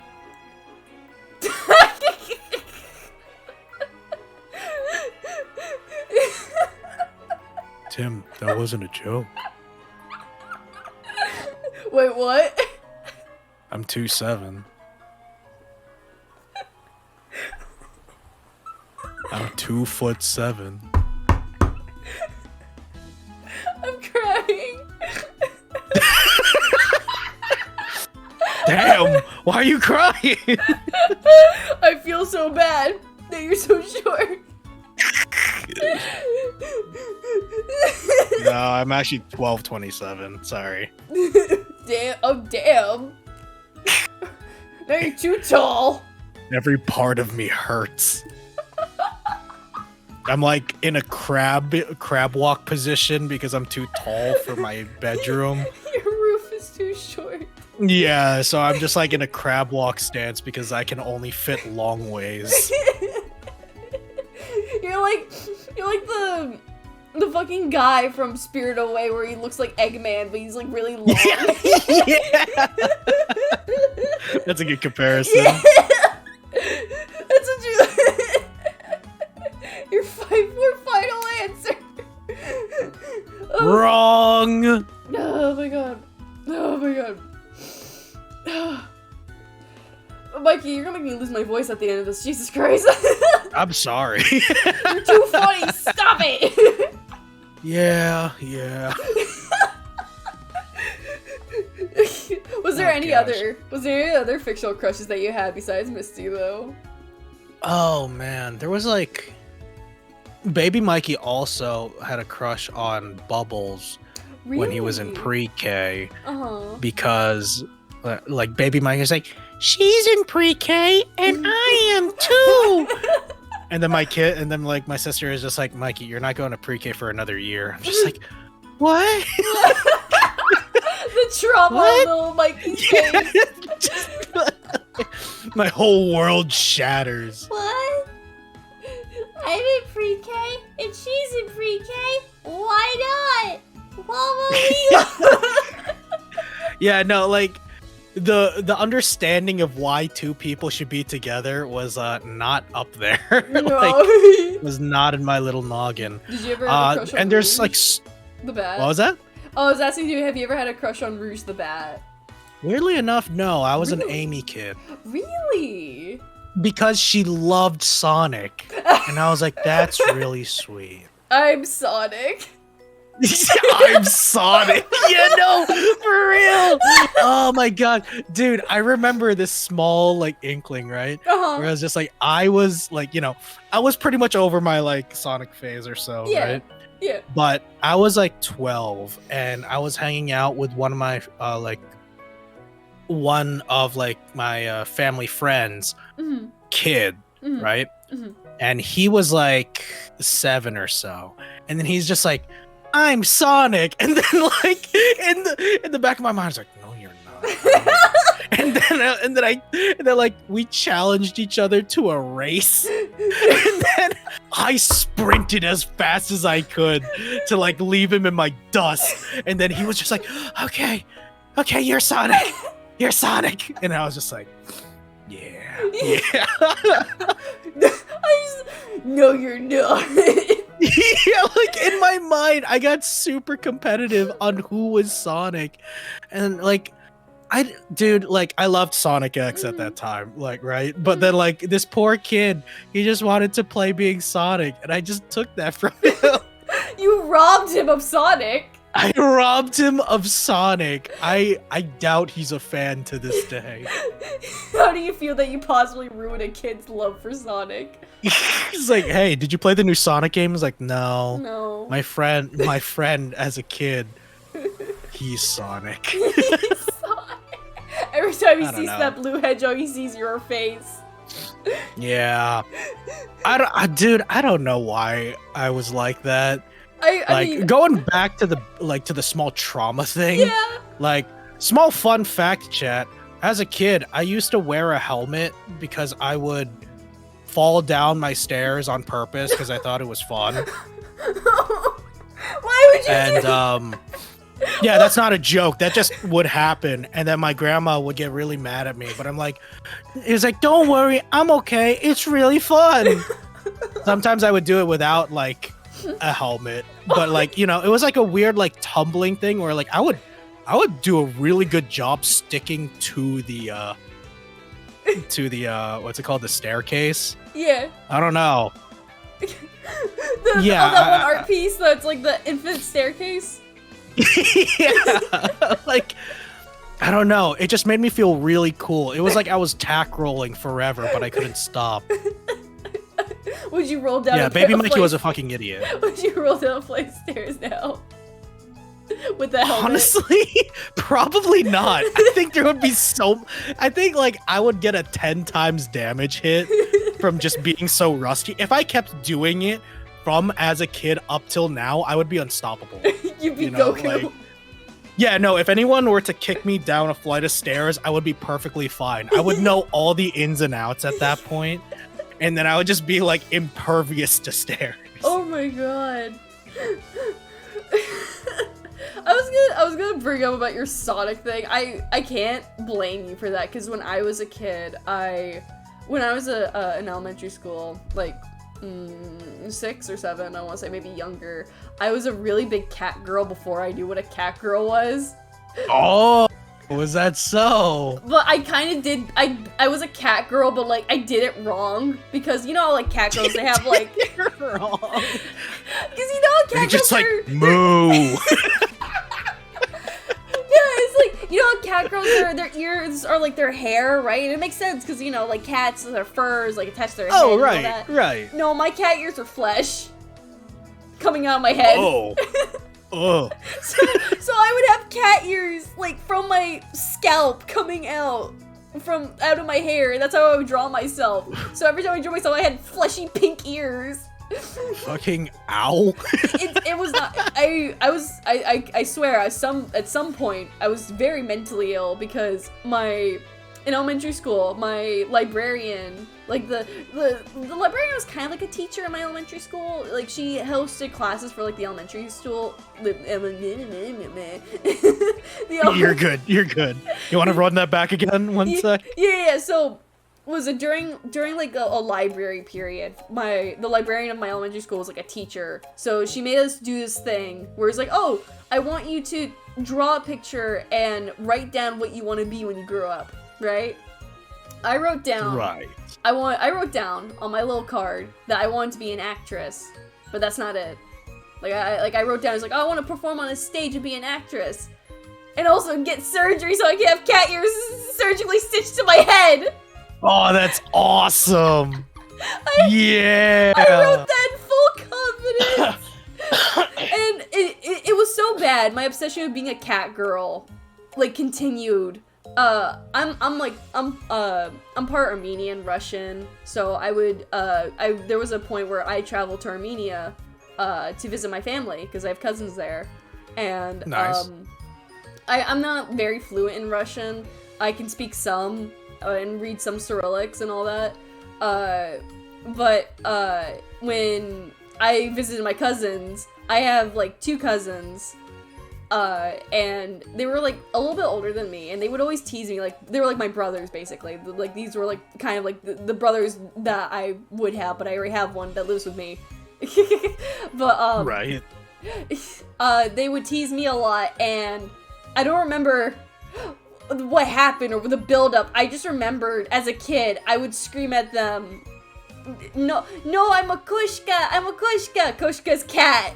In Russian. I would scream that I'm a cat to them all the time, and they'd be like, no, you're a dog. I don't remember what dog was in Russian, but I would scream, no, I'm a Kushka, I'm a Kushka. And my mom was like, why are you screaming that you're a cat? And I'm just like, because I'm a cat. Just breaking down. I really did. I broke down to tears. I was like, I'm a cat. It's kind of adorable, though. I was so stubborn that I'm being a cat girl. It wasn't until late middle school I finally grew out of the cat ears and developed elf ears instead. Oh, that's fair. That's a fair trade-off. It is a fair trade-off. That's fine. I love elf ears, and you know what?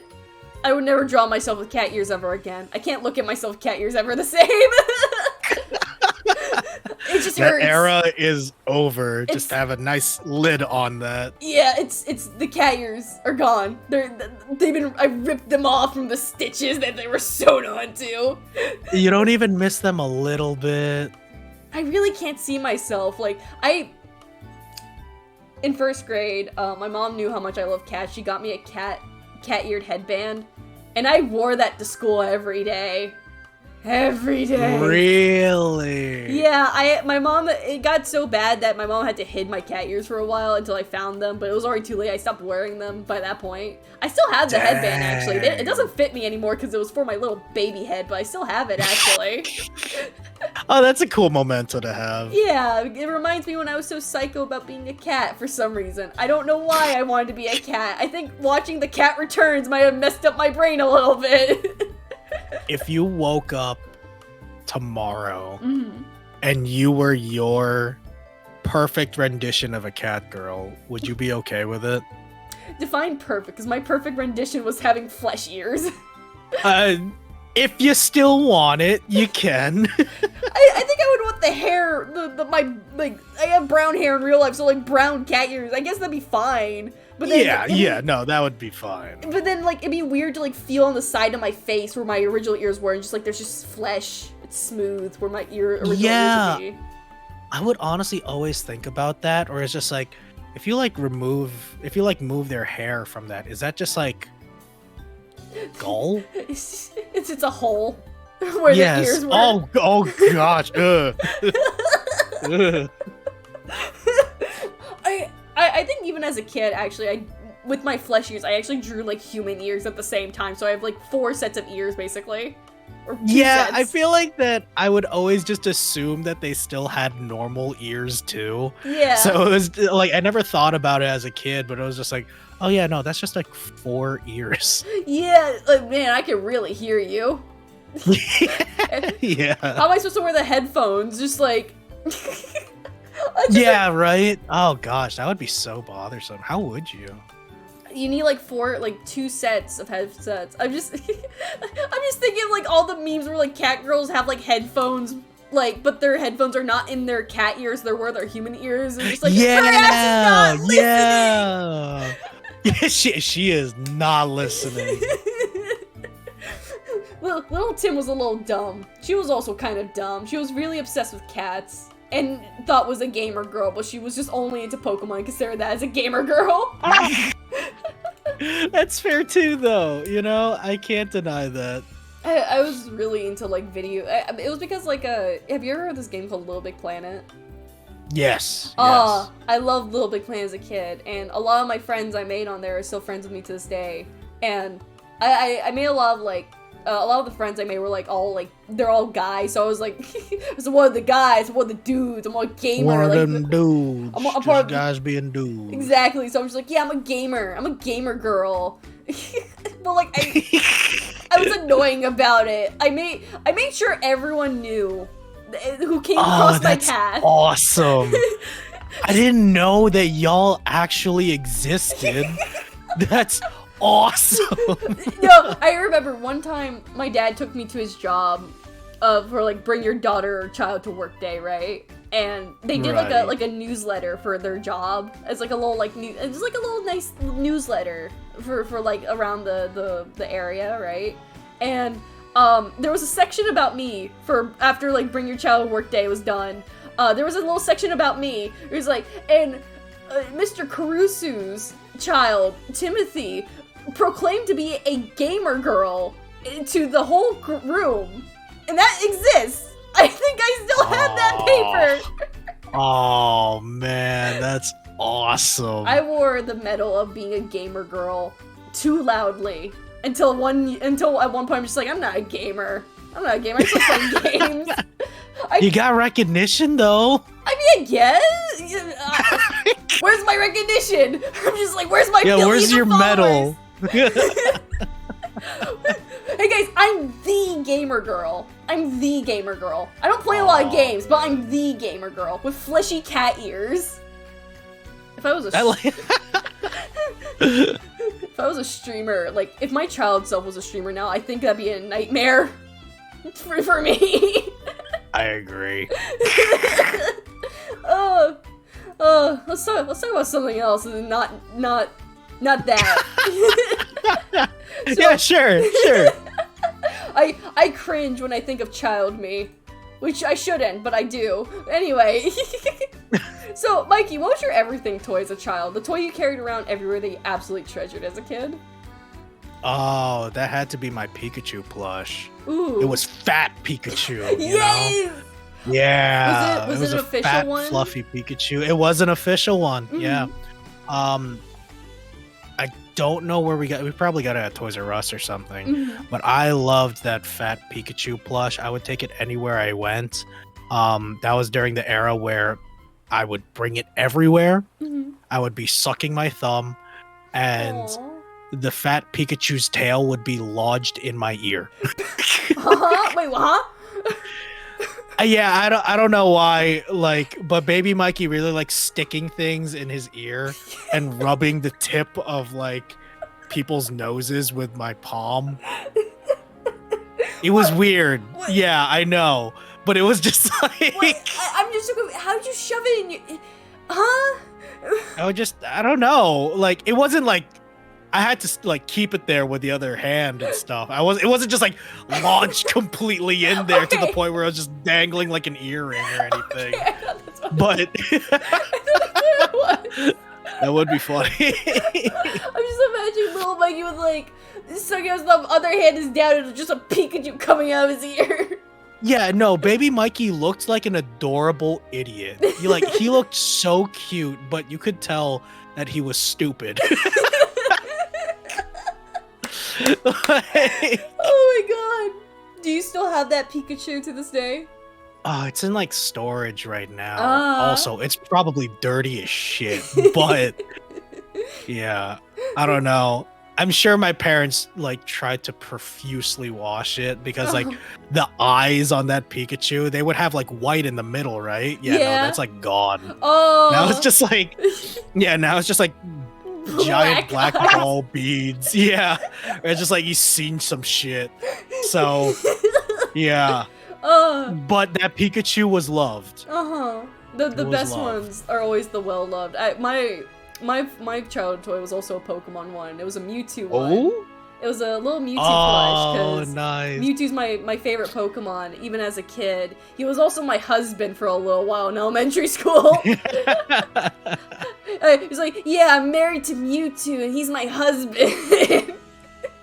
That's a good husband, though. You know, Yeah. like at least like you have taste. Yeah, he's just my partner Pokemon now. He's not my husband. I like Maxie. Maxie's my wife. No, that's fine. Yeah. Maxie's my wife right now. Maxie's your wife. Yeah. But I had a Mewtwo plush, and it's so funny because I was like the opposite of a lot of kids, where I was obsessed with washing my things. I would fill my sink up with water and soap and wash my toys, even when they didn't need to be washed. And that Mewtwo plush was a victim of it. I scrubbed him so much with it. He has like those stick-on, like kind of like they're kind of like sticker eyes, but like they're like not. I don't know how to describe them. They're like, you know, like those anime plushies, and like how some anime plushies have like printed on eyes, sort of. Yeah. Oh, yeah, yeah. Okay. Yeah, I my get it, Mewtwo yeah. plush had that. He did not have embroidered or button eyes. He had those kind of eyes. And I scrubbed him with a toothbrush, man. So his eyes withered away. It like peeled man. off. There was a point where I had to embroider new eyes onto him. And I learned embroidery from my grandma, so I wasn't that good at it, but he has eyes now. And I still have him to this day. He's on my desk, and I treasure him and value him as much as I did as a kid. Except I'm not that's calling him my nice. husband. We're just Yeah, friends no, now. like I mean, we're just we broke up, but we're still keeping it civil. Yeah. Yeah, no, that's fair. Yeah, no, I mean, like you did all that stuff because you cared. I You know? cared so much about his like cleanliness. I always liked my things Yeah. being clean. And I still do. Yeah, it's always a good trait, you know. Also, Sleepy. Maxie took the wife role. Maxie's my wife. Get it right. I'm the husband. Learn the lore, chat. Learn the lore. Alright, well, speaking of other items, what was something you always wanted as a child? You never got it, but being an adult, you're able to get it now. Swords. Swords? Yeah. Do you have a specific sword? I wanted just swords. I wanted to have like a Batman arsenal on my wall. You know, like I just wanted things that Yeah. looked scary and deadly and just be like plastered around right next to my bed. You know, like like every I can't speak for like, you know, the other sexes and the non-binary people because I am not myself. Yeah. But every guy that I've known was always trying to get ready for a zombie apocalypse that was never gonna happen, right? I was one of them, without a doubt. As a kid, during like middle school and stuff, like I was just like, man, if I was in a zombie apocalypse, I would have this sick katana. And I would finish them off with my shorter wakizashi. And then, like, and I would be the leader of my group. And then like all my like friends, like they would be on the same boat, but then like I don't know, at some point it was just like because I do martial arts as I got older. Yeah. You know, like some of that stuff is like, you know, training equipment, right? Did you ever get a black And belt? then I never did get a black belt. I would Oh. always get bored before I reached it, What but was I your would last switch to one? different martial arts. It was red. It was you only stopped at red. It was red for kickboxing, Mhm. and I had all the requirements to reach brown and into black belt, Mhm. but then I kind of just stopped because Oh.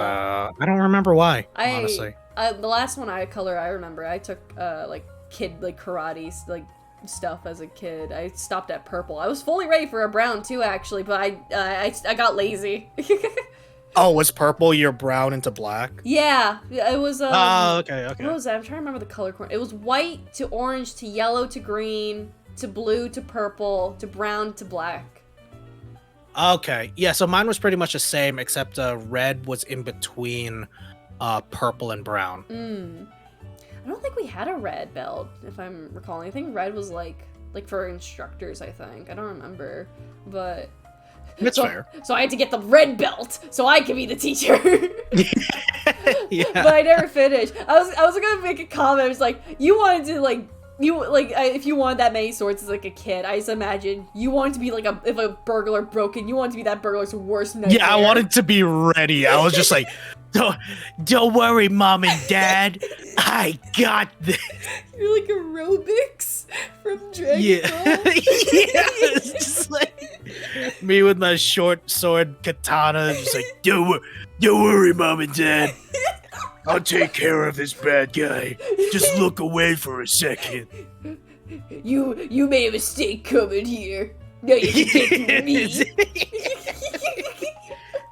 How dare you approach my lair? You're going to feel the wrath of my Zenbone Sakuya.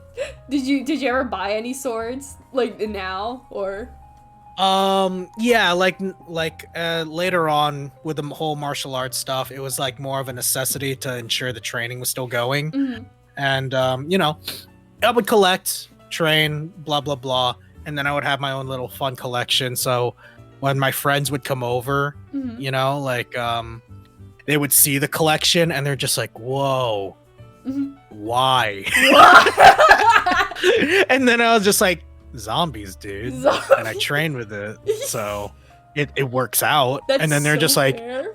all right, I'm coming to your house when there's a zombie apocalypse. I'll feel much safer. And I'm just like, I feel so proud of myself too. I'm just like brushing myself off. I'm just like, yeah. I'm your savior. Yeah, I have this sick battle axe, you know. I'll let you maybe try and touch it if you want, but Just maybe. you know, yeah. Just leave them all to me. Yeah, right? I do remember that I did buy, like, it's supposed to be a prop sword, right? Huh. It's supposed to be like a fake display one, but it turns out that it's like a full, like hunk of metal the entire way through. It's just not like, you know, it's not burred to be sharp. But it's like through the hilt, and that's crazy. Like, that's crazy for like an anime sword. So the anime sword was from Sword Art Online. The oh gosh, I can't remember, but it was like the bluish greenish sword. Mm-hmm. And I was just like, yeah, no, this is gonna be my signature sword now. Even though I had just like a bunch of other weapons that like I would train a little bit in, like at least some experience. Yeah. Right? And then I'm just like, nah, anime sword. Anime. I need to be like the anime. And then I would just be like, fucking, oh god, I would be practicing swinging that hunk of metal around, like by doing just like, you know, practice swings when like no one's around at night in the backyard. Oh my god, no. And like, dude, I'll be honest, I am a killer when it comes to that. Like, I know how to manage that hunk of metal now. I have to say, that training was not all for naught. Now you're hoping for an intruder coming just to try out those skills.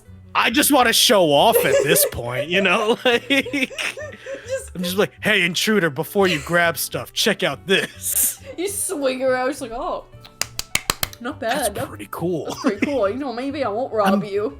I'm gonna stop robbing you. In fact, I want to hang out. In fact, I want to hang out with you and maybe be a good guy. Yeah, can you show me some sick katas? It's like, all right, master, show me how you do it. Yeah, get an underling, and then it just loops back. It's like, yeah, I'm a master, and you're my apprentice. We're going full circle. Yeah, no, like, I hate how things just start bouncing off of each other during all these questions, because it starts realizing I'm just like, oh, that's why I'm like this. Oh, that's cool.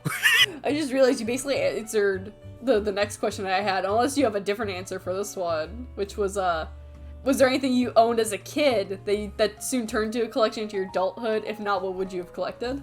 Yeah, that's pretty much it. Yeah, so we're so we went to the next question then. Yep. Ooh, okay. If you could bring one thing from your childhood and bring it to this current day and age, what would it be? This can be anything from an old TV show to a discontinued product to anything. Oh, man. It would either be all the Pokemon and Yu-Gi-Oh cards that I completely destroyed as a kid, because those would be money right now. Those would be so beautiful money. Or, like, I don't know, like a shake weight, because that would be fun. I don't think they do shake weights no more. And I remember... I think they do. I think... Alright. I wasted my wish. you beat the Eternal Dragon, he's like, what do you wish for? A shake weight. I want shake weights to come back. Can you bring shake weights? Why? They're really fun.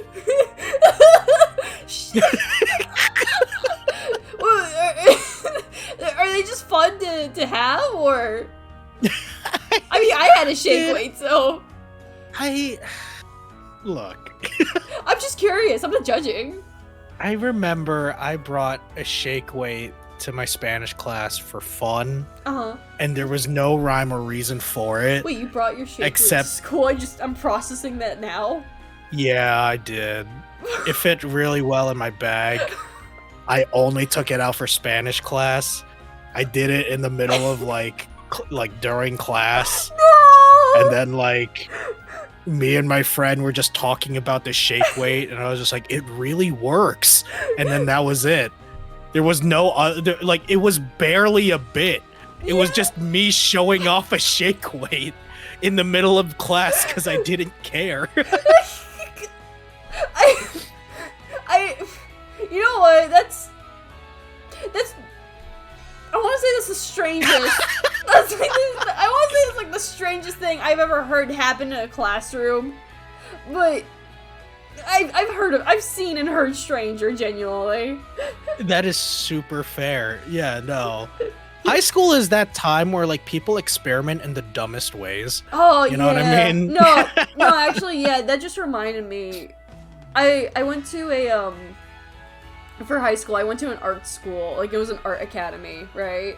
And it was kind of really liberal. Like, very liberal. That's what everyone called it. A very liberal art school, basically. And, okay.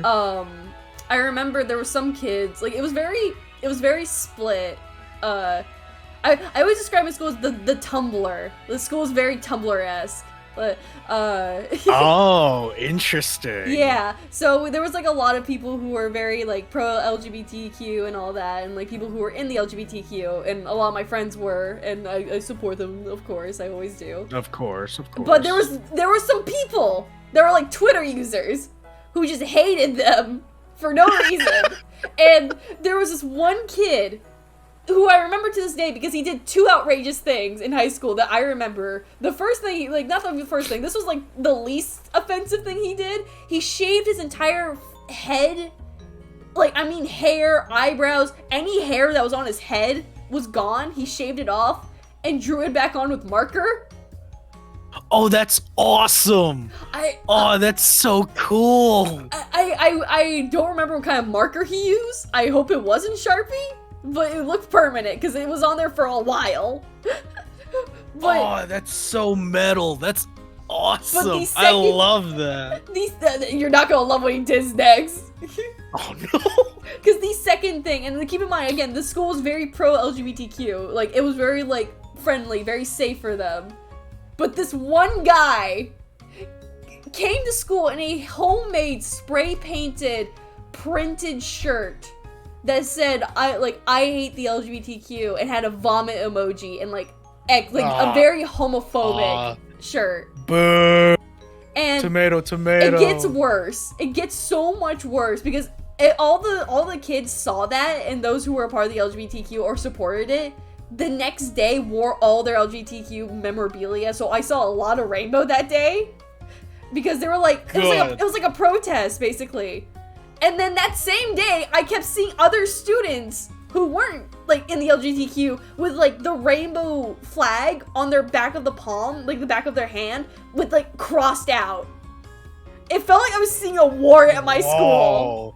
Yeah, no, that sounds like a civil war. It was a civil war that happened in my fucking school. I'm not joking when I said that. And it got so worse because there was like this one popular, there was like segregations of like the popular kids of like so like the popular kid of like those who support of like the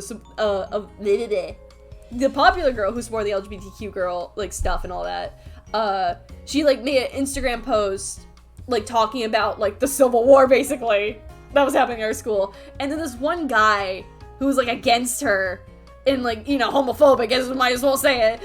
Right. He made like a he like spam commented all over her Instagram, that one Instagram post, telling her to KYS herself and saying the most hateful things. Oh, and it got no.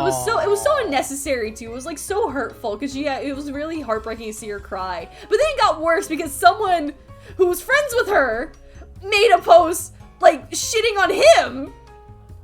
Like, but jeez, it was so, the Avenger. It was so violent. It was the worst thing I witnessed that day. I was just like, jeez. It got so bad that the principal got involved and sent an email and he started tweeting too. It got so bad that my principal, she had to make not only an email but make a public announcement that day, that same day it all happened, saying like, look, stop it, please. This is not okay. You all need to stop like the civil war basically. That kid, I don't think ever got in trouble for wearing that shirt actually, now I think about it. I think the kid who's spammed the hateful messages on like the girl's profile got in trouble. I don't think the other guy got in trouble for doing it back though. I don't remember. But that was like the biggest thing I remember from my middle school was the entire civil war happened. Yeah, no, that's crazy. And like it just kind of like shows me, it's like, wow, my generation still sucks. It's definitely crazy. It's definitely a wild time. I didn't expect there and again, like I saw kids that I sat like right next to a lot of kids who had like the LGBT flag on the back of their hand crossed out like with an X over it. There were so many of them, just like, oh my god, I didn't realize it was surrounded by so many homophobic people. Oh my goodness. Yeah, no, that's, oh my gosh. No, that sounds like, oh, I don't know how to describe it other than it's just like, that just feels like... wrong. Yeah, no, it's just super wrong. I can't even fathom something to like compare it to other than it's just like, that's just so fucked up to see. Yeah, it was pretty bad. Anyway. Awesome segue. I just trauma dump on you. Oh, that's not even trauma. It's just like, that just happened, man. I don't know. No, what that's that is. just like news. Yeah, like. Oh man. A part of me wishes I'm glad that you're out of there. You know, for what it's worth. I wasn't that affected. Like by it, because I was an ally. It was like true. But like just watching it though, yeah. that like it's just like watching a tower crumble. I didn't know where I stood because it was like, again, I was an ally, but I also wasn't in the community. And I just remember one moment. I just remember there was a moment while I was at school. It wasn't during that whole Civil War thing. It was another time where a girl came over to me and my friend's lunch table, and she's like randomly like, all right, put your hand in the middle if you're like gay or like bisexual or like you're in the LGBT. And like everyone put their hand in except me because I'm straight. And she looked at me. She's like, wait, you're straight? And I'm like, yeah. She's like, I'm so sorry for your loss. I'm just like, what does that mean? So sorry for your loss. I was like, what does that mean? It was like, thanks? Question mark? Like, I don't know. Did they put their like hand on your shoulder? They did. Like, no, that's rough, buddy. No, they did. They put their hand on like my hand. They put their hand on my hand, and she's like, "I'm so sorry for your loss." And I just looked at my friends. I'm just like, "What was she fucking talking about?" My friends were just like, "What, huh?" They all nodded in agreement. It's like, yeah, you're kind of straight. So sorry. Thoughts and prayers. It's okay now because all my friends say I'm the gayest straight person now because I like men a little too much. There you go. Touche. So it works. It works. It leveled itself out. Perfectly balanced as all things should be. So anyway, what was your favorite thing or place as a kid that's just completely gone to the modern age? Great segue, by the way. Oh man, that's got to be arcades. Oh yeah. Like, as much as like, you know, they're still around. There's like Dave like, and Buster's, but I don't count yeah. But then like there used to be just areas where it's like, you know, in a mall where there would actually be like arcades, fighting games, DDR, and all that. And I thought that that was just such a cool area. I would always love walking in there, just strolling around, you know? Like as a kid, just seeing all the bright lights and like flashy buttons, I would always like stop to play things like Metal Slug or just like, you know, just like any fighting game that I was bad at, you know? Like, and like, it's so sad because right now it's like, you know, there's still Round 1 arcades and that's a really good one. And then there's Dave and Buster's. Now. Yeah, right? It's just like, and it's a lot more of like the token grabbing, the ticket grabbing right now. And that like, that's fine, you know, because like that gives incentive. Yeah, right? It's like, it's one of those things where I'm just like, I kind of miss like just being in that moment because I didn't know that it would just disappear, you know? It was one of those things where it just felt like that this is I liked the moment, but I didn't appreciate what was going on until it was just it's gone. Yeah. That's like a lot of things when it comes to like even like nostalgic things. Like some things like I didn't appreciate this enough when I was younger and now it's gone. It's like, well shit. Well, this kind of sucks. I miss claw machines, specifically like good claw machines. Any claw machine I find, I'm really cracked at claw machines. But you too? Yeah. I fucking love claw machines. When I visited my boyfriend over the summer for like a hiatus to take a break, and he took me to this like awesome arcade. It was actually like a really nice arcade too, because it was like in an abandoned I think it was like an abandoned train station, and they made an arcade out of that, and it was really cool. Oh, that's cool. Yeah, and they had like a lot of arcade games too, and they had a lot of claw machines, and he just kind of told me, look, I don't really like arcade games, but I know you like them. I'm gonna put money on this card, and you go play whatever you want. I'm just like, aw, that's so sweet. Yeah, because he knows how much I fucking love claw machines, and I only walked out of that arcade with one thing, because the fucking claw machines in there are so fucking rigged. They were so rigged. It was so unfair. Cause like I would grab them so perfectly. They'd be in my hands, and then the claw does this thing where they just like slightly unhinges a little bit, and it just drops it before it can take it over. And the thing is, I know it's the fucking owner's responsibility, because they can change that. They do that shit on purpose, so you can spend more of your money. I fucking hate it. It makes me so angry. I wish when things were just fair. Yeah, right. That's why I really like Japanese claw machines, because they're the UFO catchers. Yeah. When I studied abroad in Japan, that was like where a lot of my spending money was. Like me and my friend, we would always just compete in winning things because that was just our obsession. Dude, you would love the Japanese claw machines if you haven't tried them already. I would love to go to Japan one day. It's always been my life dream since I was a kid, and I would still like to go to Japan one day. The only thing is, I feel like I'd be too nervous or I get lost, so I would love to go to Japan with someone. The thing is, that's valid. I don't know who would want to go to Japan with me. A lot of my friends are just like, I don't want to travel. I'm just like, but Japan! But Japan, dude, like especially with like the exchange rates right now, like poor Japan, but man, do we get to keep our money? Yeah. Which is just like, hey, I know you're taking an L, but this is a really big dub for me. like this is really good for me. I'm sorry for you, but just like thank you for me. I'll just be here for like 5 days. All right, I'll be out of your hair, and then you can fix that stuff. Whatever. Yeah, Like. But I'll be right here. Yeah. I'll be at the arcades. And dude, when I say that like the Japanese claw machines feel so much more fair, because like it's a whole different, it feels like a different ball game. Yeah. Where it's like instead of relying on luck, you can really rely on skill. Oh, because it's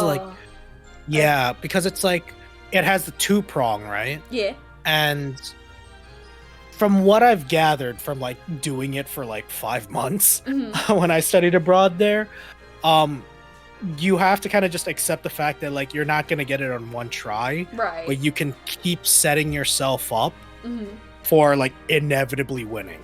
And like you will eventually win. And dude, like the people who work at those arcades, they're super nice too, especially if you're a foreigner, because they want to show that people can win these things. So like if they see you struggling, they're just gonna open the case and then just put like the plushie or the figure box in a really opportune area, and then like if you don't speak Japanese, they'll just like point, just be like right here, like hit it right here, and then you'll be okay. One of these days in my life, I want to go to Japan so bad. It's worth it. Yeah. I spend on yourself every now and then, One of these days. I'm just looking across the ocean. One of these days, Japan. I'll be there. It will be, so long as you keep believing. I will always believe. I'm gonna move on to some food-related questions if you're ready for that. Ooh, okay. What were your thoughts on school lunches? Did you love them or did you hate them? You know what's crazy? I never had like a lunch that was from the school. Really? Never? Like I don't know if this is all Asian families, but when it came to my family, who's Filipino, we would always have packed lunches, and they would always be like full meals, like mainly rice meals, but it was always just like vegetables, rice, and meat. And I remember very fondly that sometimes I would just not want to eat my food, so my friends would crowd around me and just start eating my food for me. Because they didn't want to eat like the school lunches, and they were just like, Mikey, like, what's wrong with you? You keep having like all these like prepared meals, like actual meals, as opposed to like my kid cuisines and stuff like that. Lunchables. So I was just like, I don't know, you could have it. You could have a little bit. So yeah, I never had one. I had packed lunches up until I want to say middle school. Yeah, up until middle school and high school, I had packed lunches from my mom, and she'd always pack me like a homemade sandwich with like all sorts of deli and lettuce and all that. And they were good sandwiches too. I remember though, as a kid, I'd always rip the crust off very messily because I hate the crust. I don't mind the crust now, but I would always rip the crust off of my sandwich, and my friend at the time would always trade me their Hot Pocket for my crust. I was just like, that's a good trade for you. And they were like, that's a real good trade. It was like big pieces of bread too, like not just like the normal white bread loaves. They were like French bread loaves. So they were like big pieces of bread. So I would rip the crust off, and then I traded for a Hot Pocket because I liked Hot Pockets at the time. No, that's a crazy trade in your favor. Good stuff. Like that's a really good trade. So, you came out like a bandit for those. So you never had like a school lunch. Was there anything you wanted to try on the school menu then? Oh yeah, sometimes, but it was just like chicken nuggets or something. Yeah. Like it was just like, it was one of those things where it was just like, I don't know, it kind of just seemed glamorous because I never had to spend like, you never had to do it. Yeah, I never really like spent money on like food for middle school, elementary school, high school, because I would just have like these things from my parents.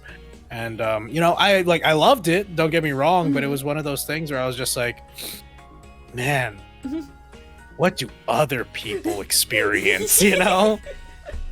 I think up until, like, I don't, of course I don't get school lunches anymore because I'm in college, they don't have that here, but... I wish, though, low-key. Yeah. I mean, there's, like, a cafe, it's kind of the same, but it's not. There's no trays. But Yeah. I remember I liked school lunches, and every time I asked someone else about school lunches, they either, like, very rarely I hear someone that say they like them, and they're just like, no, I fucking hated them, just like, they were gross and processed and disgusting. I'm just like, yeah, but they were kind of good, though. Like, there was, like, it was like that one unhealthy food that we ate for the longest time, but it was so delicious to me. It was so gross, but so delicious. Yeah, no, it's like, it's comfort food, you know? Yeah. Where it's just like, I feel like that's truly like a huge vibe of nostalgic, you know? Like, nothing beats, like, school lunch foods, you know? Like, if you want to get taken back, whether they're good or bad, you'll still feel a type of way. Yeah. You know? No, yeah, that I always felt like that with chicken patty sandwiches. I need to buy a bunch of chicken patty sandwiches. I loved that as a kid.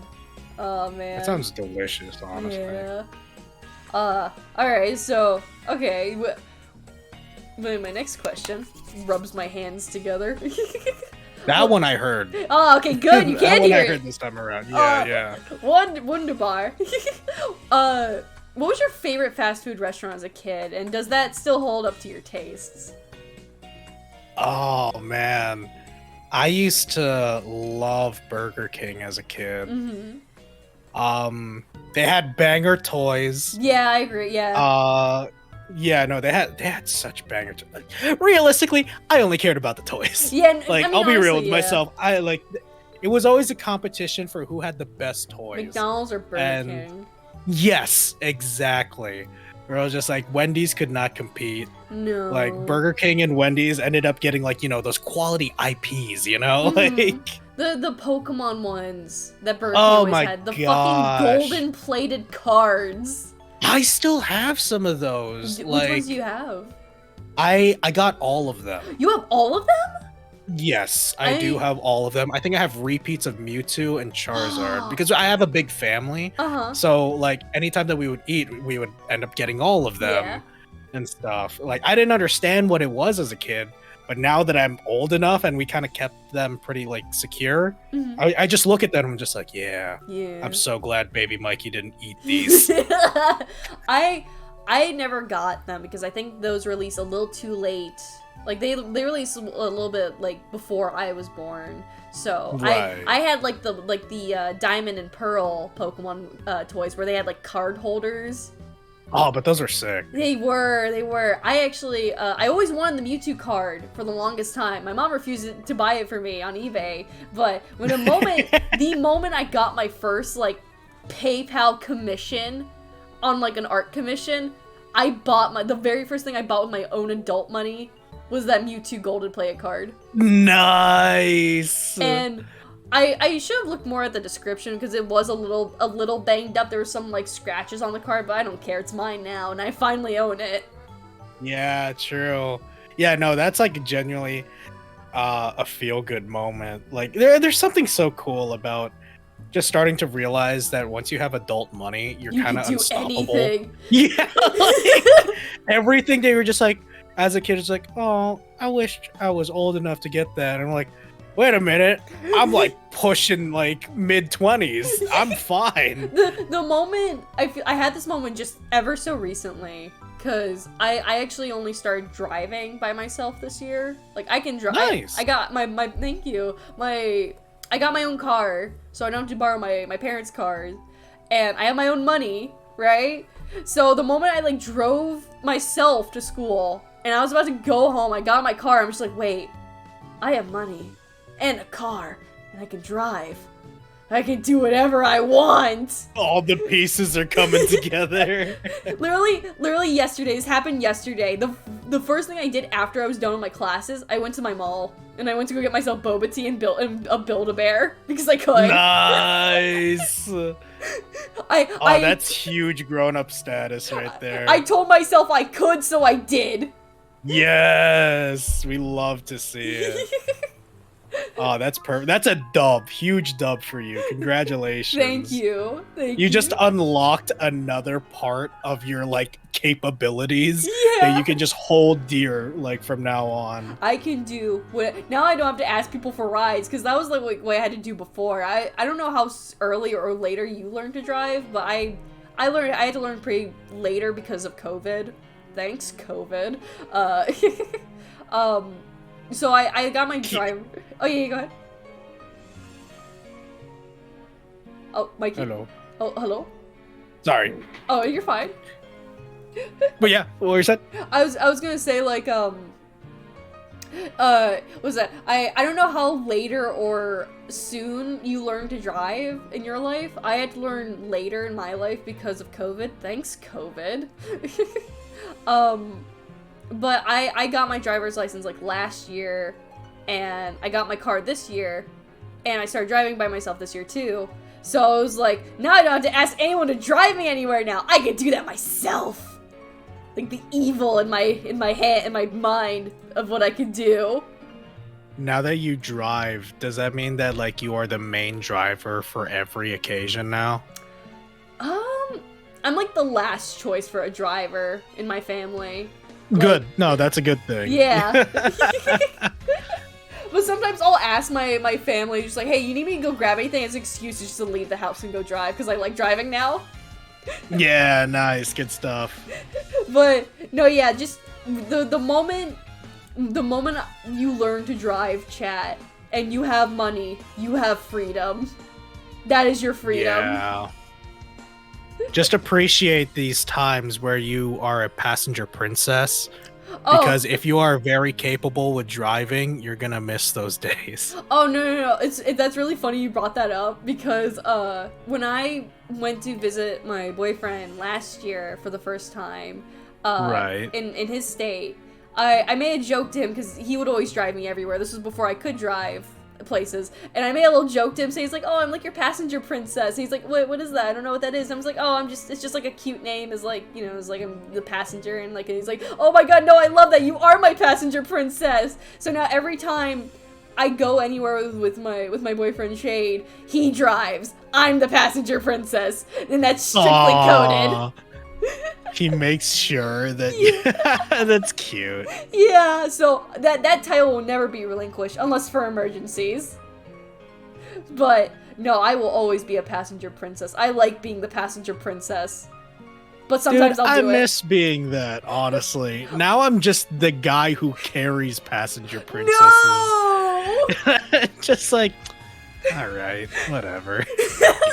At least, like, at the very least, like, I know that if I'm driving, everyone is in capable hands. Mm-hmm. No, that's how I feel about it. No, that's good. That's the moment you feel like you're a safe driver to carry people around. That's also a good feeling to have. I'm not there yet. I still get really nervous sometimes when I'm on the wheel unless I'm looking at my directions.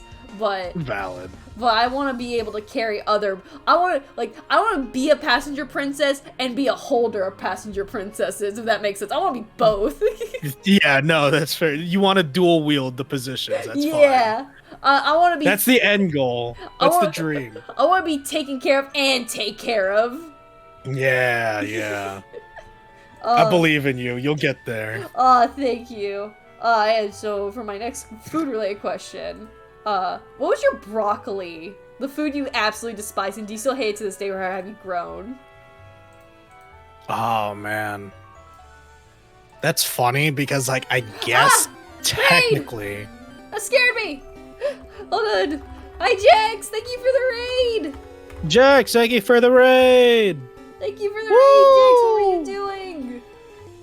It doesn't tell me. That's cool, but I hope you had a good stream. Thank you for the raid, Jax. Welcome to the podcast. Thank you. Thank you. So yeah, your broccoli. What was it? Oh gosh, I guess like technically my broccoli has to be my allergies, Really? but So okay, this is gonna take a little bit of a explanation. Uh-huh. Picture any food that has eggs, Okay. milk, and Oh, no. any dairy really. Okay. Shellfish or nuts. All right. Did you have an unhappy childhood or something? Nope, just allergies. Did you? So as a kid, Yeah. it was a lot, to be Aw. fair, you know? I mean, it never really like hindered much for me, except for the fact that like, you know, when it came to like friends' birthday parties or like, you know, Aw.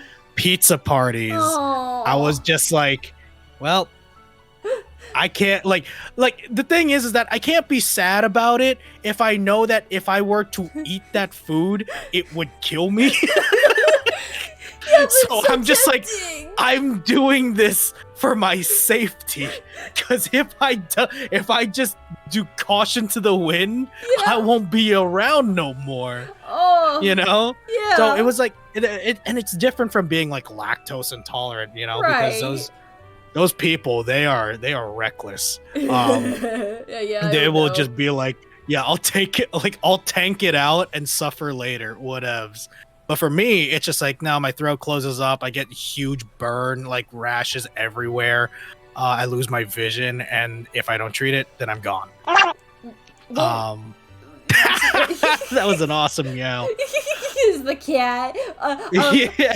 I was gonna ask, did you ever grow out of some of these allergies, or do they still? No. Oh no. But Oh. here's the thing. Okay. At some point, right, in Mhm. high school, I said, fuck it. And I just started slowly adding the allergies that I have Uh-huh. into my food progressively. And it would hurt. It would hurt a whole lot, but I wasn't dead, Okay. you know? So that is what we in the allergy community, in the, you know, the exclusive allergy community, we call that microdosing. Okay. And basically that just means that like if you're allergic to something, if you ingest small increments of it, then your body will eventually start to get a little bit more accustomed to it as time goes on. Yeah. And every 7 years your body resets. I was supposed to grow out of my allergies and it didn't happen. Oh. So I got mad and I was just like, I'm gonna eat these anyway. And I'm gonna just figure it out from there. So, also, anybody who has allergies, don't do this. It's so fucking dumb. Yeah. Like, it is a miracle that I have never been in like anaphylactic shock. I have an EpiPen and all this and that, Okay, right? good. Yada yada yada. Yeah. But never used it. Mhm. And I've done it long enough to the point where I actually can eat eggs, milk, and other dairy things, and some nut stuff. But not shellfish, I'm guessing. Some shellfish too, actually. Oh, okay. Cross contamination is not a bother to me, and it's all just like mainly ingesting and all that. It's like shellfish, like lobster or like crabs. Yeah, like crabs, like any like shell-based things. I'm not too sure about squid though. Or would Or you be able to octopus. eat like fish? Is that fun? Oh yeah, I love sushi. Oh, okay, good. Yeah. What's So your favorite kind of one sushi? glories of life. Oh gosh, right now, there's something just so comforting of sweet potato rolls. Ooh. Like, I've I never love had sweet that. potato rolls. It's so good. Oh god. There's this one restaurant I go to, and one of their specialties, I don't know if you heard, like they have like a Sam's roll, which is like, Ooh, what is that? It's seaweed rice, and then like they have like cream cheese with like their own sauce, and it's like some parts are like have like a deep fried like crust to it. It's really good. Oh, it's like crunchy. Yeah. It's I saucy, love it's crunchy, it's a sushi. little spicy, it's delicious. Oh. I want sushi now. Yeah, now me too. I'm just getting hungry for sushi. But anyways, my broccoli would be my allergies because they hurt real bad. But Mhm. I kind of got over them. Mhm. Like I didn't get completely over them, but I have a high tolerance. It is That's good. hilariously awesome. Where like at some point after the pandemic, I ate a cheeseburger in front of like Derek, and he's just like, "Why are you doing that? That's gonna kill you." And I'm just like, "No, watch this." And then I was fine. Yeah. And then like he was just mad at me. It's just like, you know you could have died, right? Like, if that ever happens, I can't stop you. And I'm just like, I know. so? So? Oh my god. Yeah, Peanut gets really mad at me when I, like, test my allergies. Uh-huh. Like, everyone around me does, to be fair. Because No, it's literally playing with, you know, yeah, no, I get my that. life. I'm like that with one of my other friends who does the exact same thing, but they don't have nearly a high tolerance as you do. They're on the opposite, actually. They're one of the people who, like, with allergies who do hurt themselves, but it's like, it's so good. It's like, stop it! You're killing yourself. I get it, though. Sometimes you're just fed up with your own body, and then you're just like, I'm not gonna let this body stop me. Whatever. But then the body stops you. And then the body sometimes stops you, and then you're just like, all right, maybe I should chill out. Maybe I should reevaluate my plan. Well, moving on from foods you hate, what about your comfort food? What was your comfort food as a kid? And does that food still bring you comfort? This plays into my whole monkey, like, aesthetic, but I used to love little, like, baby bananas as a kid. Aww. Anytime that my grandpa, like, would come over, he would have, like, baby bananas with me, like, with him, and then I would just get so happy, and I would eat, like, a baby banana anytime that he came over. Oh man. No, that really hits the nostalgia. Damn. you feel sun ping and you're just like, what's happening? And then all of a sudden, like, it all gets quiet and you're just like, you just saw him. I was literally about to say, you just saw him. Oh my god. Oh gosh. But yeah, the baby banana. Do you still have them on occasion? I do. But I did evolve to grown-up bananas most of the time. You know? Usually, that's a part of growing up. I love from bananas. Baby banana a lot of people. to big banana. It sounds really Some people long out just- of context. I mean, like, retweet, but like. you stare at it, just like, retweet. No, that's so true, bestie. It's a part of life, you know. Yep. No, you know what it's like. Oh my god. Well, now I'm gonna start hitting you with the deeper questions now with this. Oh man. Do you think nostalgia or having nostalgia is weakness or empowering as we grow up? Ooh, that really has to do with, like, how much does it stop you from doing things, in my opinion. Like, when it comes to me and it comes to life, I think one of the worst things that you can do is be comfy. Yes. Or at the very least, being comfy for long. Because a lot of things, like, hit you in the nostalgia, all the good memories, all the bad ones. Sometimes it kind of just make you not feel like that you need to progress further. Yeah. And, you know, even though it does feel good or bad or however you feel comfort,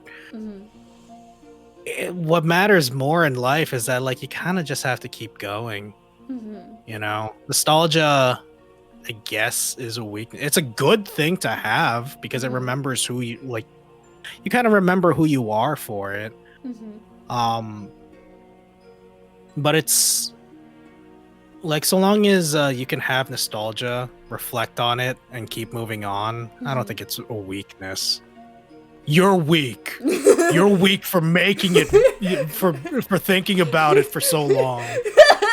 You weak baby. You'll never be Get a job. No, I'm just kidding. Get a job. No, but yeah, you have your good times. Remember the good times, but just also remember you can also make new good times. There you go. Look at that. Play some basketball. That's pretty cool. It was pretty cool, right? You can't see it, but for some reason that entire time I was just, like, holding my hands out, like, in a Y shape. Where I'm just like people can't see me, but I'm still doing it. Whatever.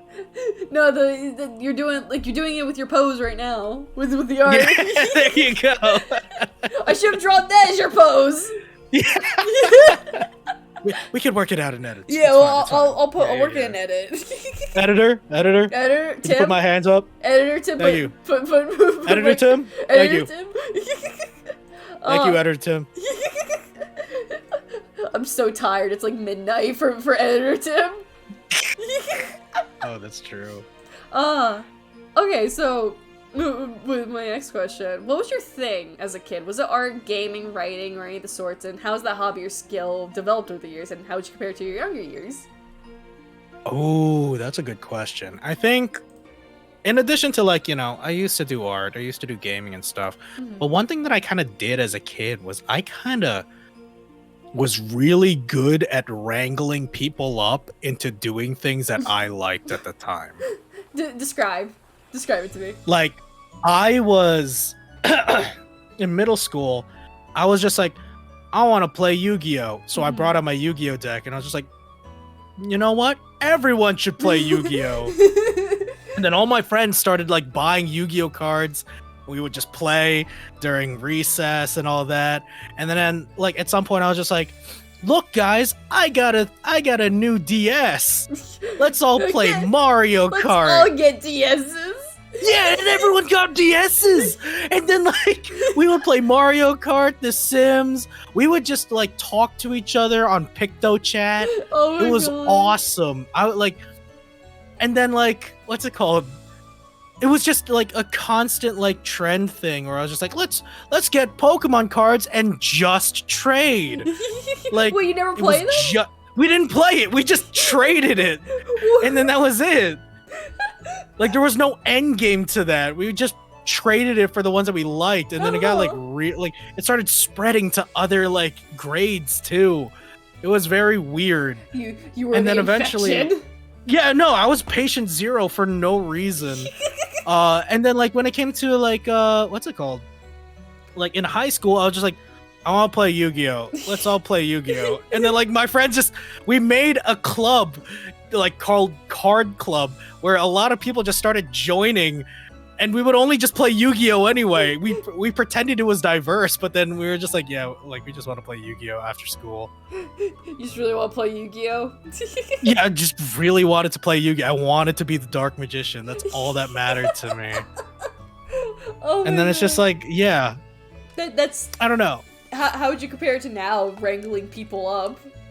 I'm a streamer. I kind of like, all I do is just share my biases and my hyperfixations. And I'm fortunate enough to find people who like watching me who will also give my stuff a chance. Huge shout out to all of y'all who like are able to, consider me and my feelings on certain things and then just enjoy it with me. I think that's something that just means the world, where it's like, it's not about the fact that like, I'm a trendsetter or anything like that. What matters the most to me was just being able to share passions and like things that I love with other people and hoping that they see or feel the same way that I do. Yeah. Oh, I get a cat thumbs up emoji from me. Yeah. Yeah, no, that was a serious answer. Sometimes I do this like on some of my interviews. I think after I interviewed Joe, he gave me the idea. I think it was Joe at least, where just like if I don't know how to add to a response, I'll just like, yeah, it's a really good response. I like that a lot. Cat thumbs up emoji. That's really good. So it's like, no, that's deep. Being a streamer, Cat thumbs up emoji. Cat thumbs up emoji. Well, okay, this is one of my favorite questions, and also one of the scary questions I feared to ask. But what would you consider the cringiest thing you did as a kid? And would you do that same cringy thing again, or would you have changed it if you could? Oh man, I have so many cringy things.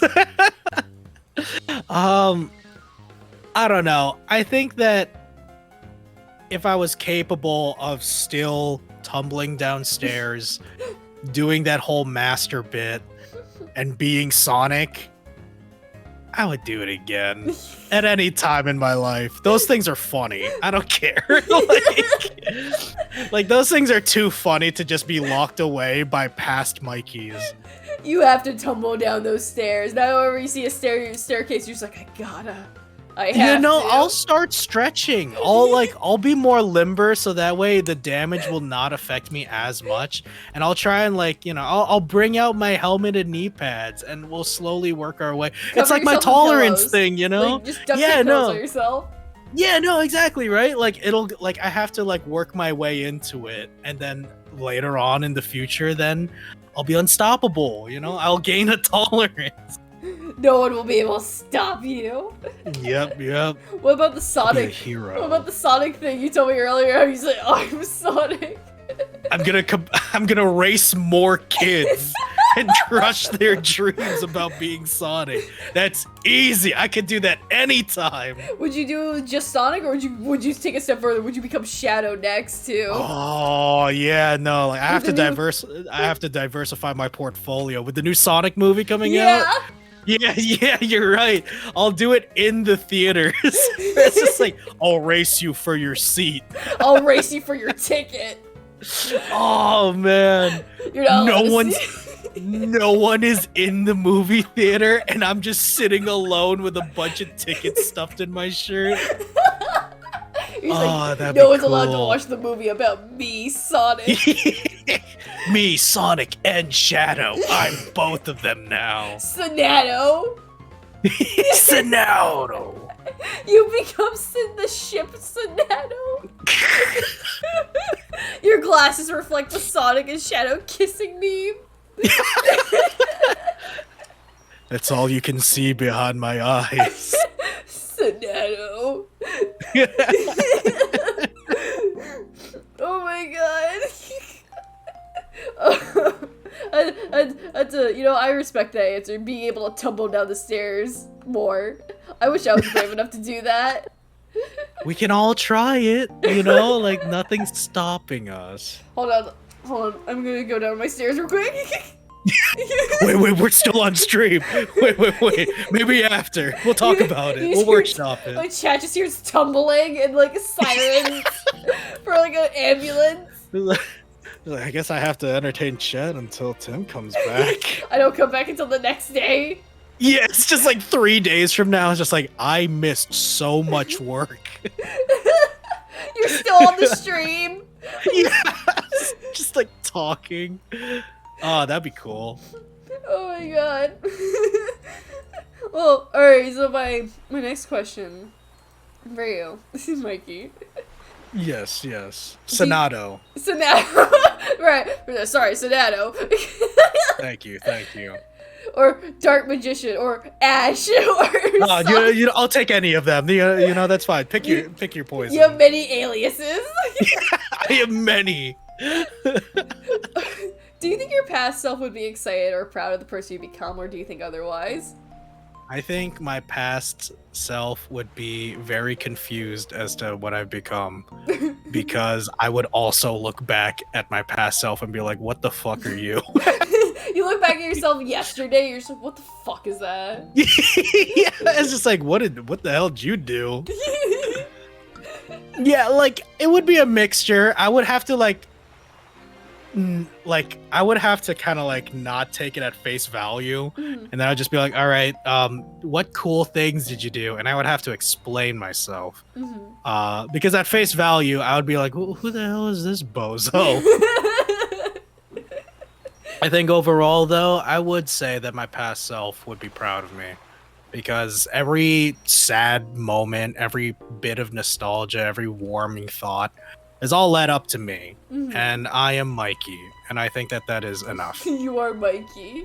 I am Mikey. Yeah. I feel like if you should have that on a business card. So it's like, oh, can I have your card? He's like, yes. And he's like, you give him a card. There's no contact information. It just says, I am Mikey. I think that would be a really good business card. Oh shoot, that's I'm writing that down.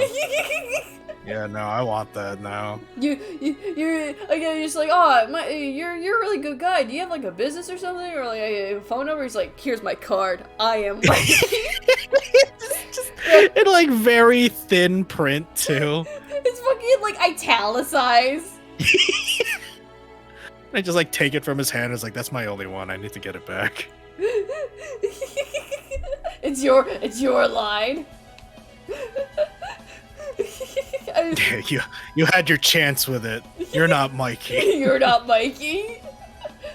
I was gonna make a joke about like with the whole card thing. It's just like American Psycho. Just like, oh my god, it's even on fine print.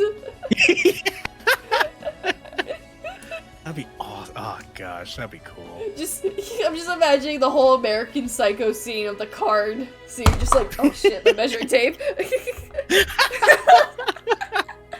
was playing with my measuring tape in my hand. Oh, that'd be perfect. Just, What, you mean like real life? Yeah, in real life I dropped my measuring tape. Because I was fidgeting with it. But I was gonna make a joke saying like the whole American Psycho card scene, you know what I'm talking about, is just like, oh my god. Yeah. It's like just like pull out Helen's card. Oh my god.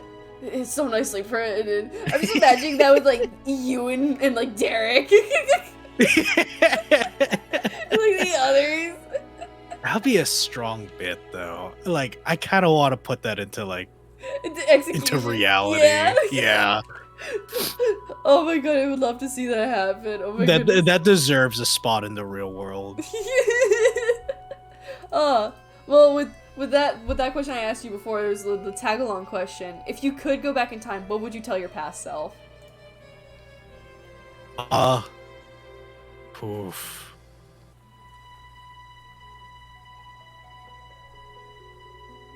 Oh, a pandemic is happening in 2019. It's gonna be fucked. Don't play as much Call of Duty as you were playing. Yeah, Warzone was fun, but like you could have also done like, I don't know, more ab crunches than you do now. I get so bored when I work out at home alone though. Like I kind of need to go into the gym to just have a different mindset. No, I get that. Yeah. It's hard for me to work out like in general because there's certain workouts that's just kind of like it's not doing it for me. There was one workout I used to swim like a lot, like every day religiously. Oh, nice. Yeah, good body aerobics, but then I have to stop because all my classes are in the fucking morning. So now I can't swim anymore, and now I gotta do something else for my exercise regime. Yeah, no, that is a shame. Yeah, hopefully your schedule clears up a little bit so that you can. Swimming is always a good choice. Oh no, it was really good. I felt like my best when I was swimming I think like 2 years ago I swam every day for the entire year, right? And I felt like my best, and then I think I had like college like more often, and it's just like it was just like not doing it for me. I fell out of that so quickly, but it's like I have like a fucking exercise stuff at home, and it's like it's not the same. Yeah, that makes sense. Oh, you know what? Also, another thing. Yeah. I would tell my past self about Among Us and stream it way more often. Yeah. So if I could reach what like that popularity, like that bubble that got it to like such great heights, like maybe I would be a lot more popular like on my stream. That would be so good. That could work. And then I could talk about Lethal Company or something. It was too late. Oh man! Oh, what if I stole Unis Honest? Oh my god! Oh, that would be awesome! He's like, He's like, I want you to do a video every day for 1 year, every day. Yeah, like I bring it up with Markiplier, so like I replace gosh, what's his name? My Ethan. Ethan, you're right. Craig gameplays, man. And then I would be like, oh, we'll be honest. Honest. Oh my god, it's always an ongoing joke with one of my friends, Rave. He's just like, alright Tim, when's that Markiplier collab coming? I'm just like, I don't know, Rave. It'll happen. Just give it time. Markiplier, my DMs are open. Markiplier, you hear that? I know you're watching. I know you're watching with my gift sub to you. Markiplier, hello. I don't even know if he has a Twitch account now I think about it. He probably doesn't. He does all. Good point. He probably does all. He does all his streams on YouTube, so I imagine it'd be a bit redundant to have. That just reminds me, years ago when I was like a much smaller Twitch channel, I did like a big party stream where I had a bunch of people from my chat join a VC call. I don't plan on doing that again because it was really chaotic, but someone like gave a gift sub specifically to like Jacksepticeye's fucking Twitch account during that stream. Oh yeah. Nothing came out of it, it just happened, and I just remembered that. That's pretty cool though. He streamed on You can say that Jacksepticeye is sub to you. Like, not many people can say that. He was sub to me at one point, and one day he will be again. No, that's bragging points for real. Like, I would milk the shit out of that. Well, Mikey, I'm at my very last question for you. My very last Lay it on me. an important question. This is always the important question. I always ask at the end of all my questions. But it's very important and you have to answer it. If you don't answer, I'll be very angry at you and I'll end the stream and I'll scream at you off stream. Alright, fair enough. So, my very important question to you. Were and are you still Team Edward or Team Jacob? I'll answer after you answer my question. Okay. How much do you like Twilight? Oh, Nightcrawler gave you a gift sub. Hey, thank you. Thank you, Nightcrawler. Thank you so much. You're too kind. Very much appreciate that. BinjoMonkey is a subscriber to my channel, so now you all have to be subscribers because Mikey's a subscriber. Everybody subscribe to Tim. No. I'm gonna be so honest with you. I watched one of the Twilight movies, I want to say a year or two ago, as like a double date one time. And Nice. I didn't. I I'm gonna be so honest. I couldn't even hate the movie because it was so unenjoyable to watch it with like the company I was with at the time, because everyone kept talking over it, and I talk over movies. I do talk over movies, but it was like okay, even I like shut up to watch it, but it's like they kept talking. It's like it was like a conversation during the whole movie, so I don't even have an opinion on it. Right. I just know it's Okay, very that's blue. fair. And if I had to pick, I'd pick Edward. I used to be a Jacob fan. Do you care about spoilers? I don't care. Okay. Because, like, towards the end, I used to be a Jacob fan just because I thought that wolves are cool. Yeah. But then, like, then there was that weird plot line of just like, oh, I wasn't in love with you. I was in love with the baby inside of you. And then it's just like, what? What? Why would you do that? And it's like, I also imprinted on it. So she's mine now. And I'm like, what? Why do wolves do that in real life? I remember I saw the clip of like Belle running out of like the house, right? And she's saying like, Jacob, you imprinted on my daughter. He's like, listen, I was like, he gave her a nickname. I don't remember what the child's name was. It was like Nessie. Yeah, Nessie. As He's the like, nickname. Nessie, you gave her a nickname. He's like, listen, I knew it was like Edward would kill me. He's like, yeah, I still kind of want to kill you, bro. Yeah, it's just like you named my daughter after the Loch Ness monster. And I'm just like, yeah, that's a really good point. Also, why do you have reign over this anyway? This is just really weird, and you're making yourself really weird now. So I'm not on your team no more. Like, just yeah, no, I can't side with you, dude. Like, you made every wrong decision at the end. It was just like You became a monster. yeah, no, he became a monster. He was a charming young man, and then just became a monster. And then, like, I don't know, towards the end, it was just like he was holding hands with the girl, and like he was shirtless, and I was just like, this is where is this coming from? Like, why is this happening? like this didn't have to happen. Why did you have to do this? No one asked for you to do this. Yeah, no, totally. It was just like, don't care, didn't ask. You still did it, and now I'm just mad.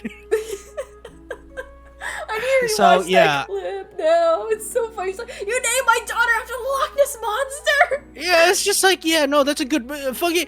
Bella has every reason to be mad at you right now. like yeah, like I can't. I can't side with you, dude. So for me, it's Team Edward. Honestly, I was also a Jacob fan, but my reason to not be a Jacob fan changed. I just like vampires more than werewolves. Yeah, no, down the road, I was just like, okay, they kind of made vampires kind of sick. Like, Yeah. they kind of made the werewolves kind of just big dogs. And I'm like, that's cool, sure, but My like, daughter, you have to like this monster. I can't get over that. yeah, no, it's like, Why? Why did you do that? No one yeah, asked no, for like, that, and then Jacob. Edward is just like kind of standing there, just like, yeah, no, this is all fucked up. What's going on? Like- I don't even like. Like that, man, dude, that's my kid. That's a baby. Yeah, He's not it's even just born yet, and you're like, like Edward's just like, I don't know about this. Yeah, and his What am I very supposed like to do? monotone voice, she was like, "You really disappointed me, Jacob." he's not even trying to kill him. She's like, you really disappointed me. You really let me down, man. No, Edward. I can explain myself. You can't undo this, bro. It's over. It's like, you're just a monster to me now. Just a monster to me. Oh Gosh, oh my god. I think I would hate to hear that from someone now. If they knew our context from that, I think that would make me feel real bad. Oh my god. Oh. But yeah, So Team Edward is your answer? Team Edward, Team Edward. Good choice. Good choice. Yeah. There's only one choice, realistically, right? Yeah, Like, yeah. right? Like, The option's there. I just want to see what people say. yeah, no, that's fair. We had a very nice discussion. I'm very glad that we're on the right page. Yes, yes. The same page, but you know. Similar page. Yes, yes. Oh my god.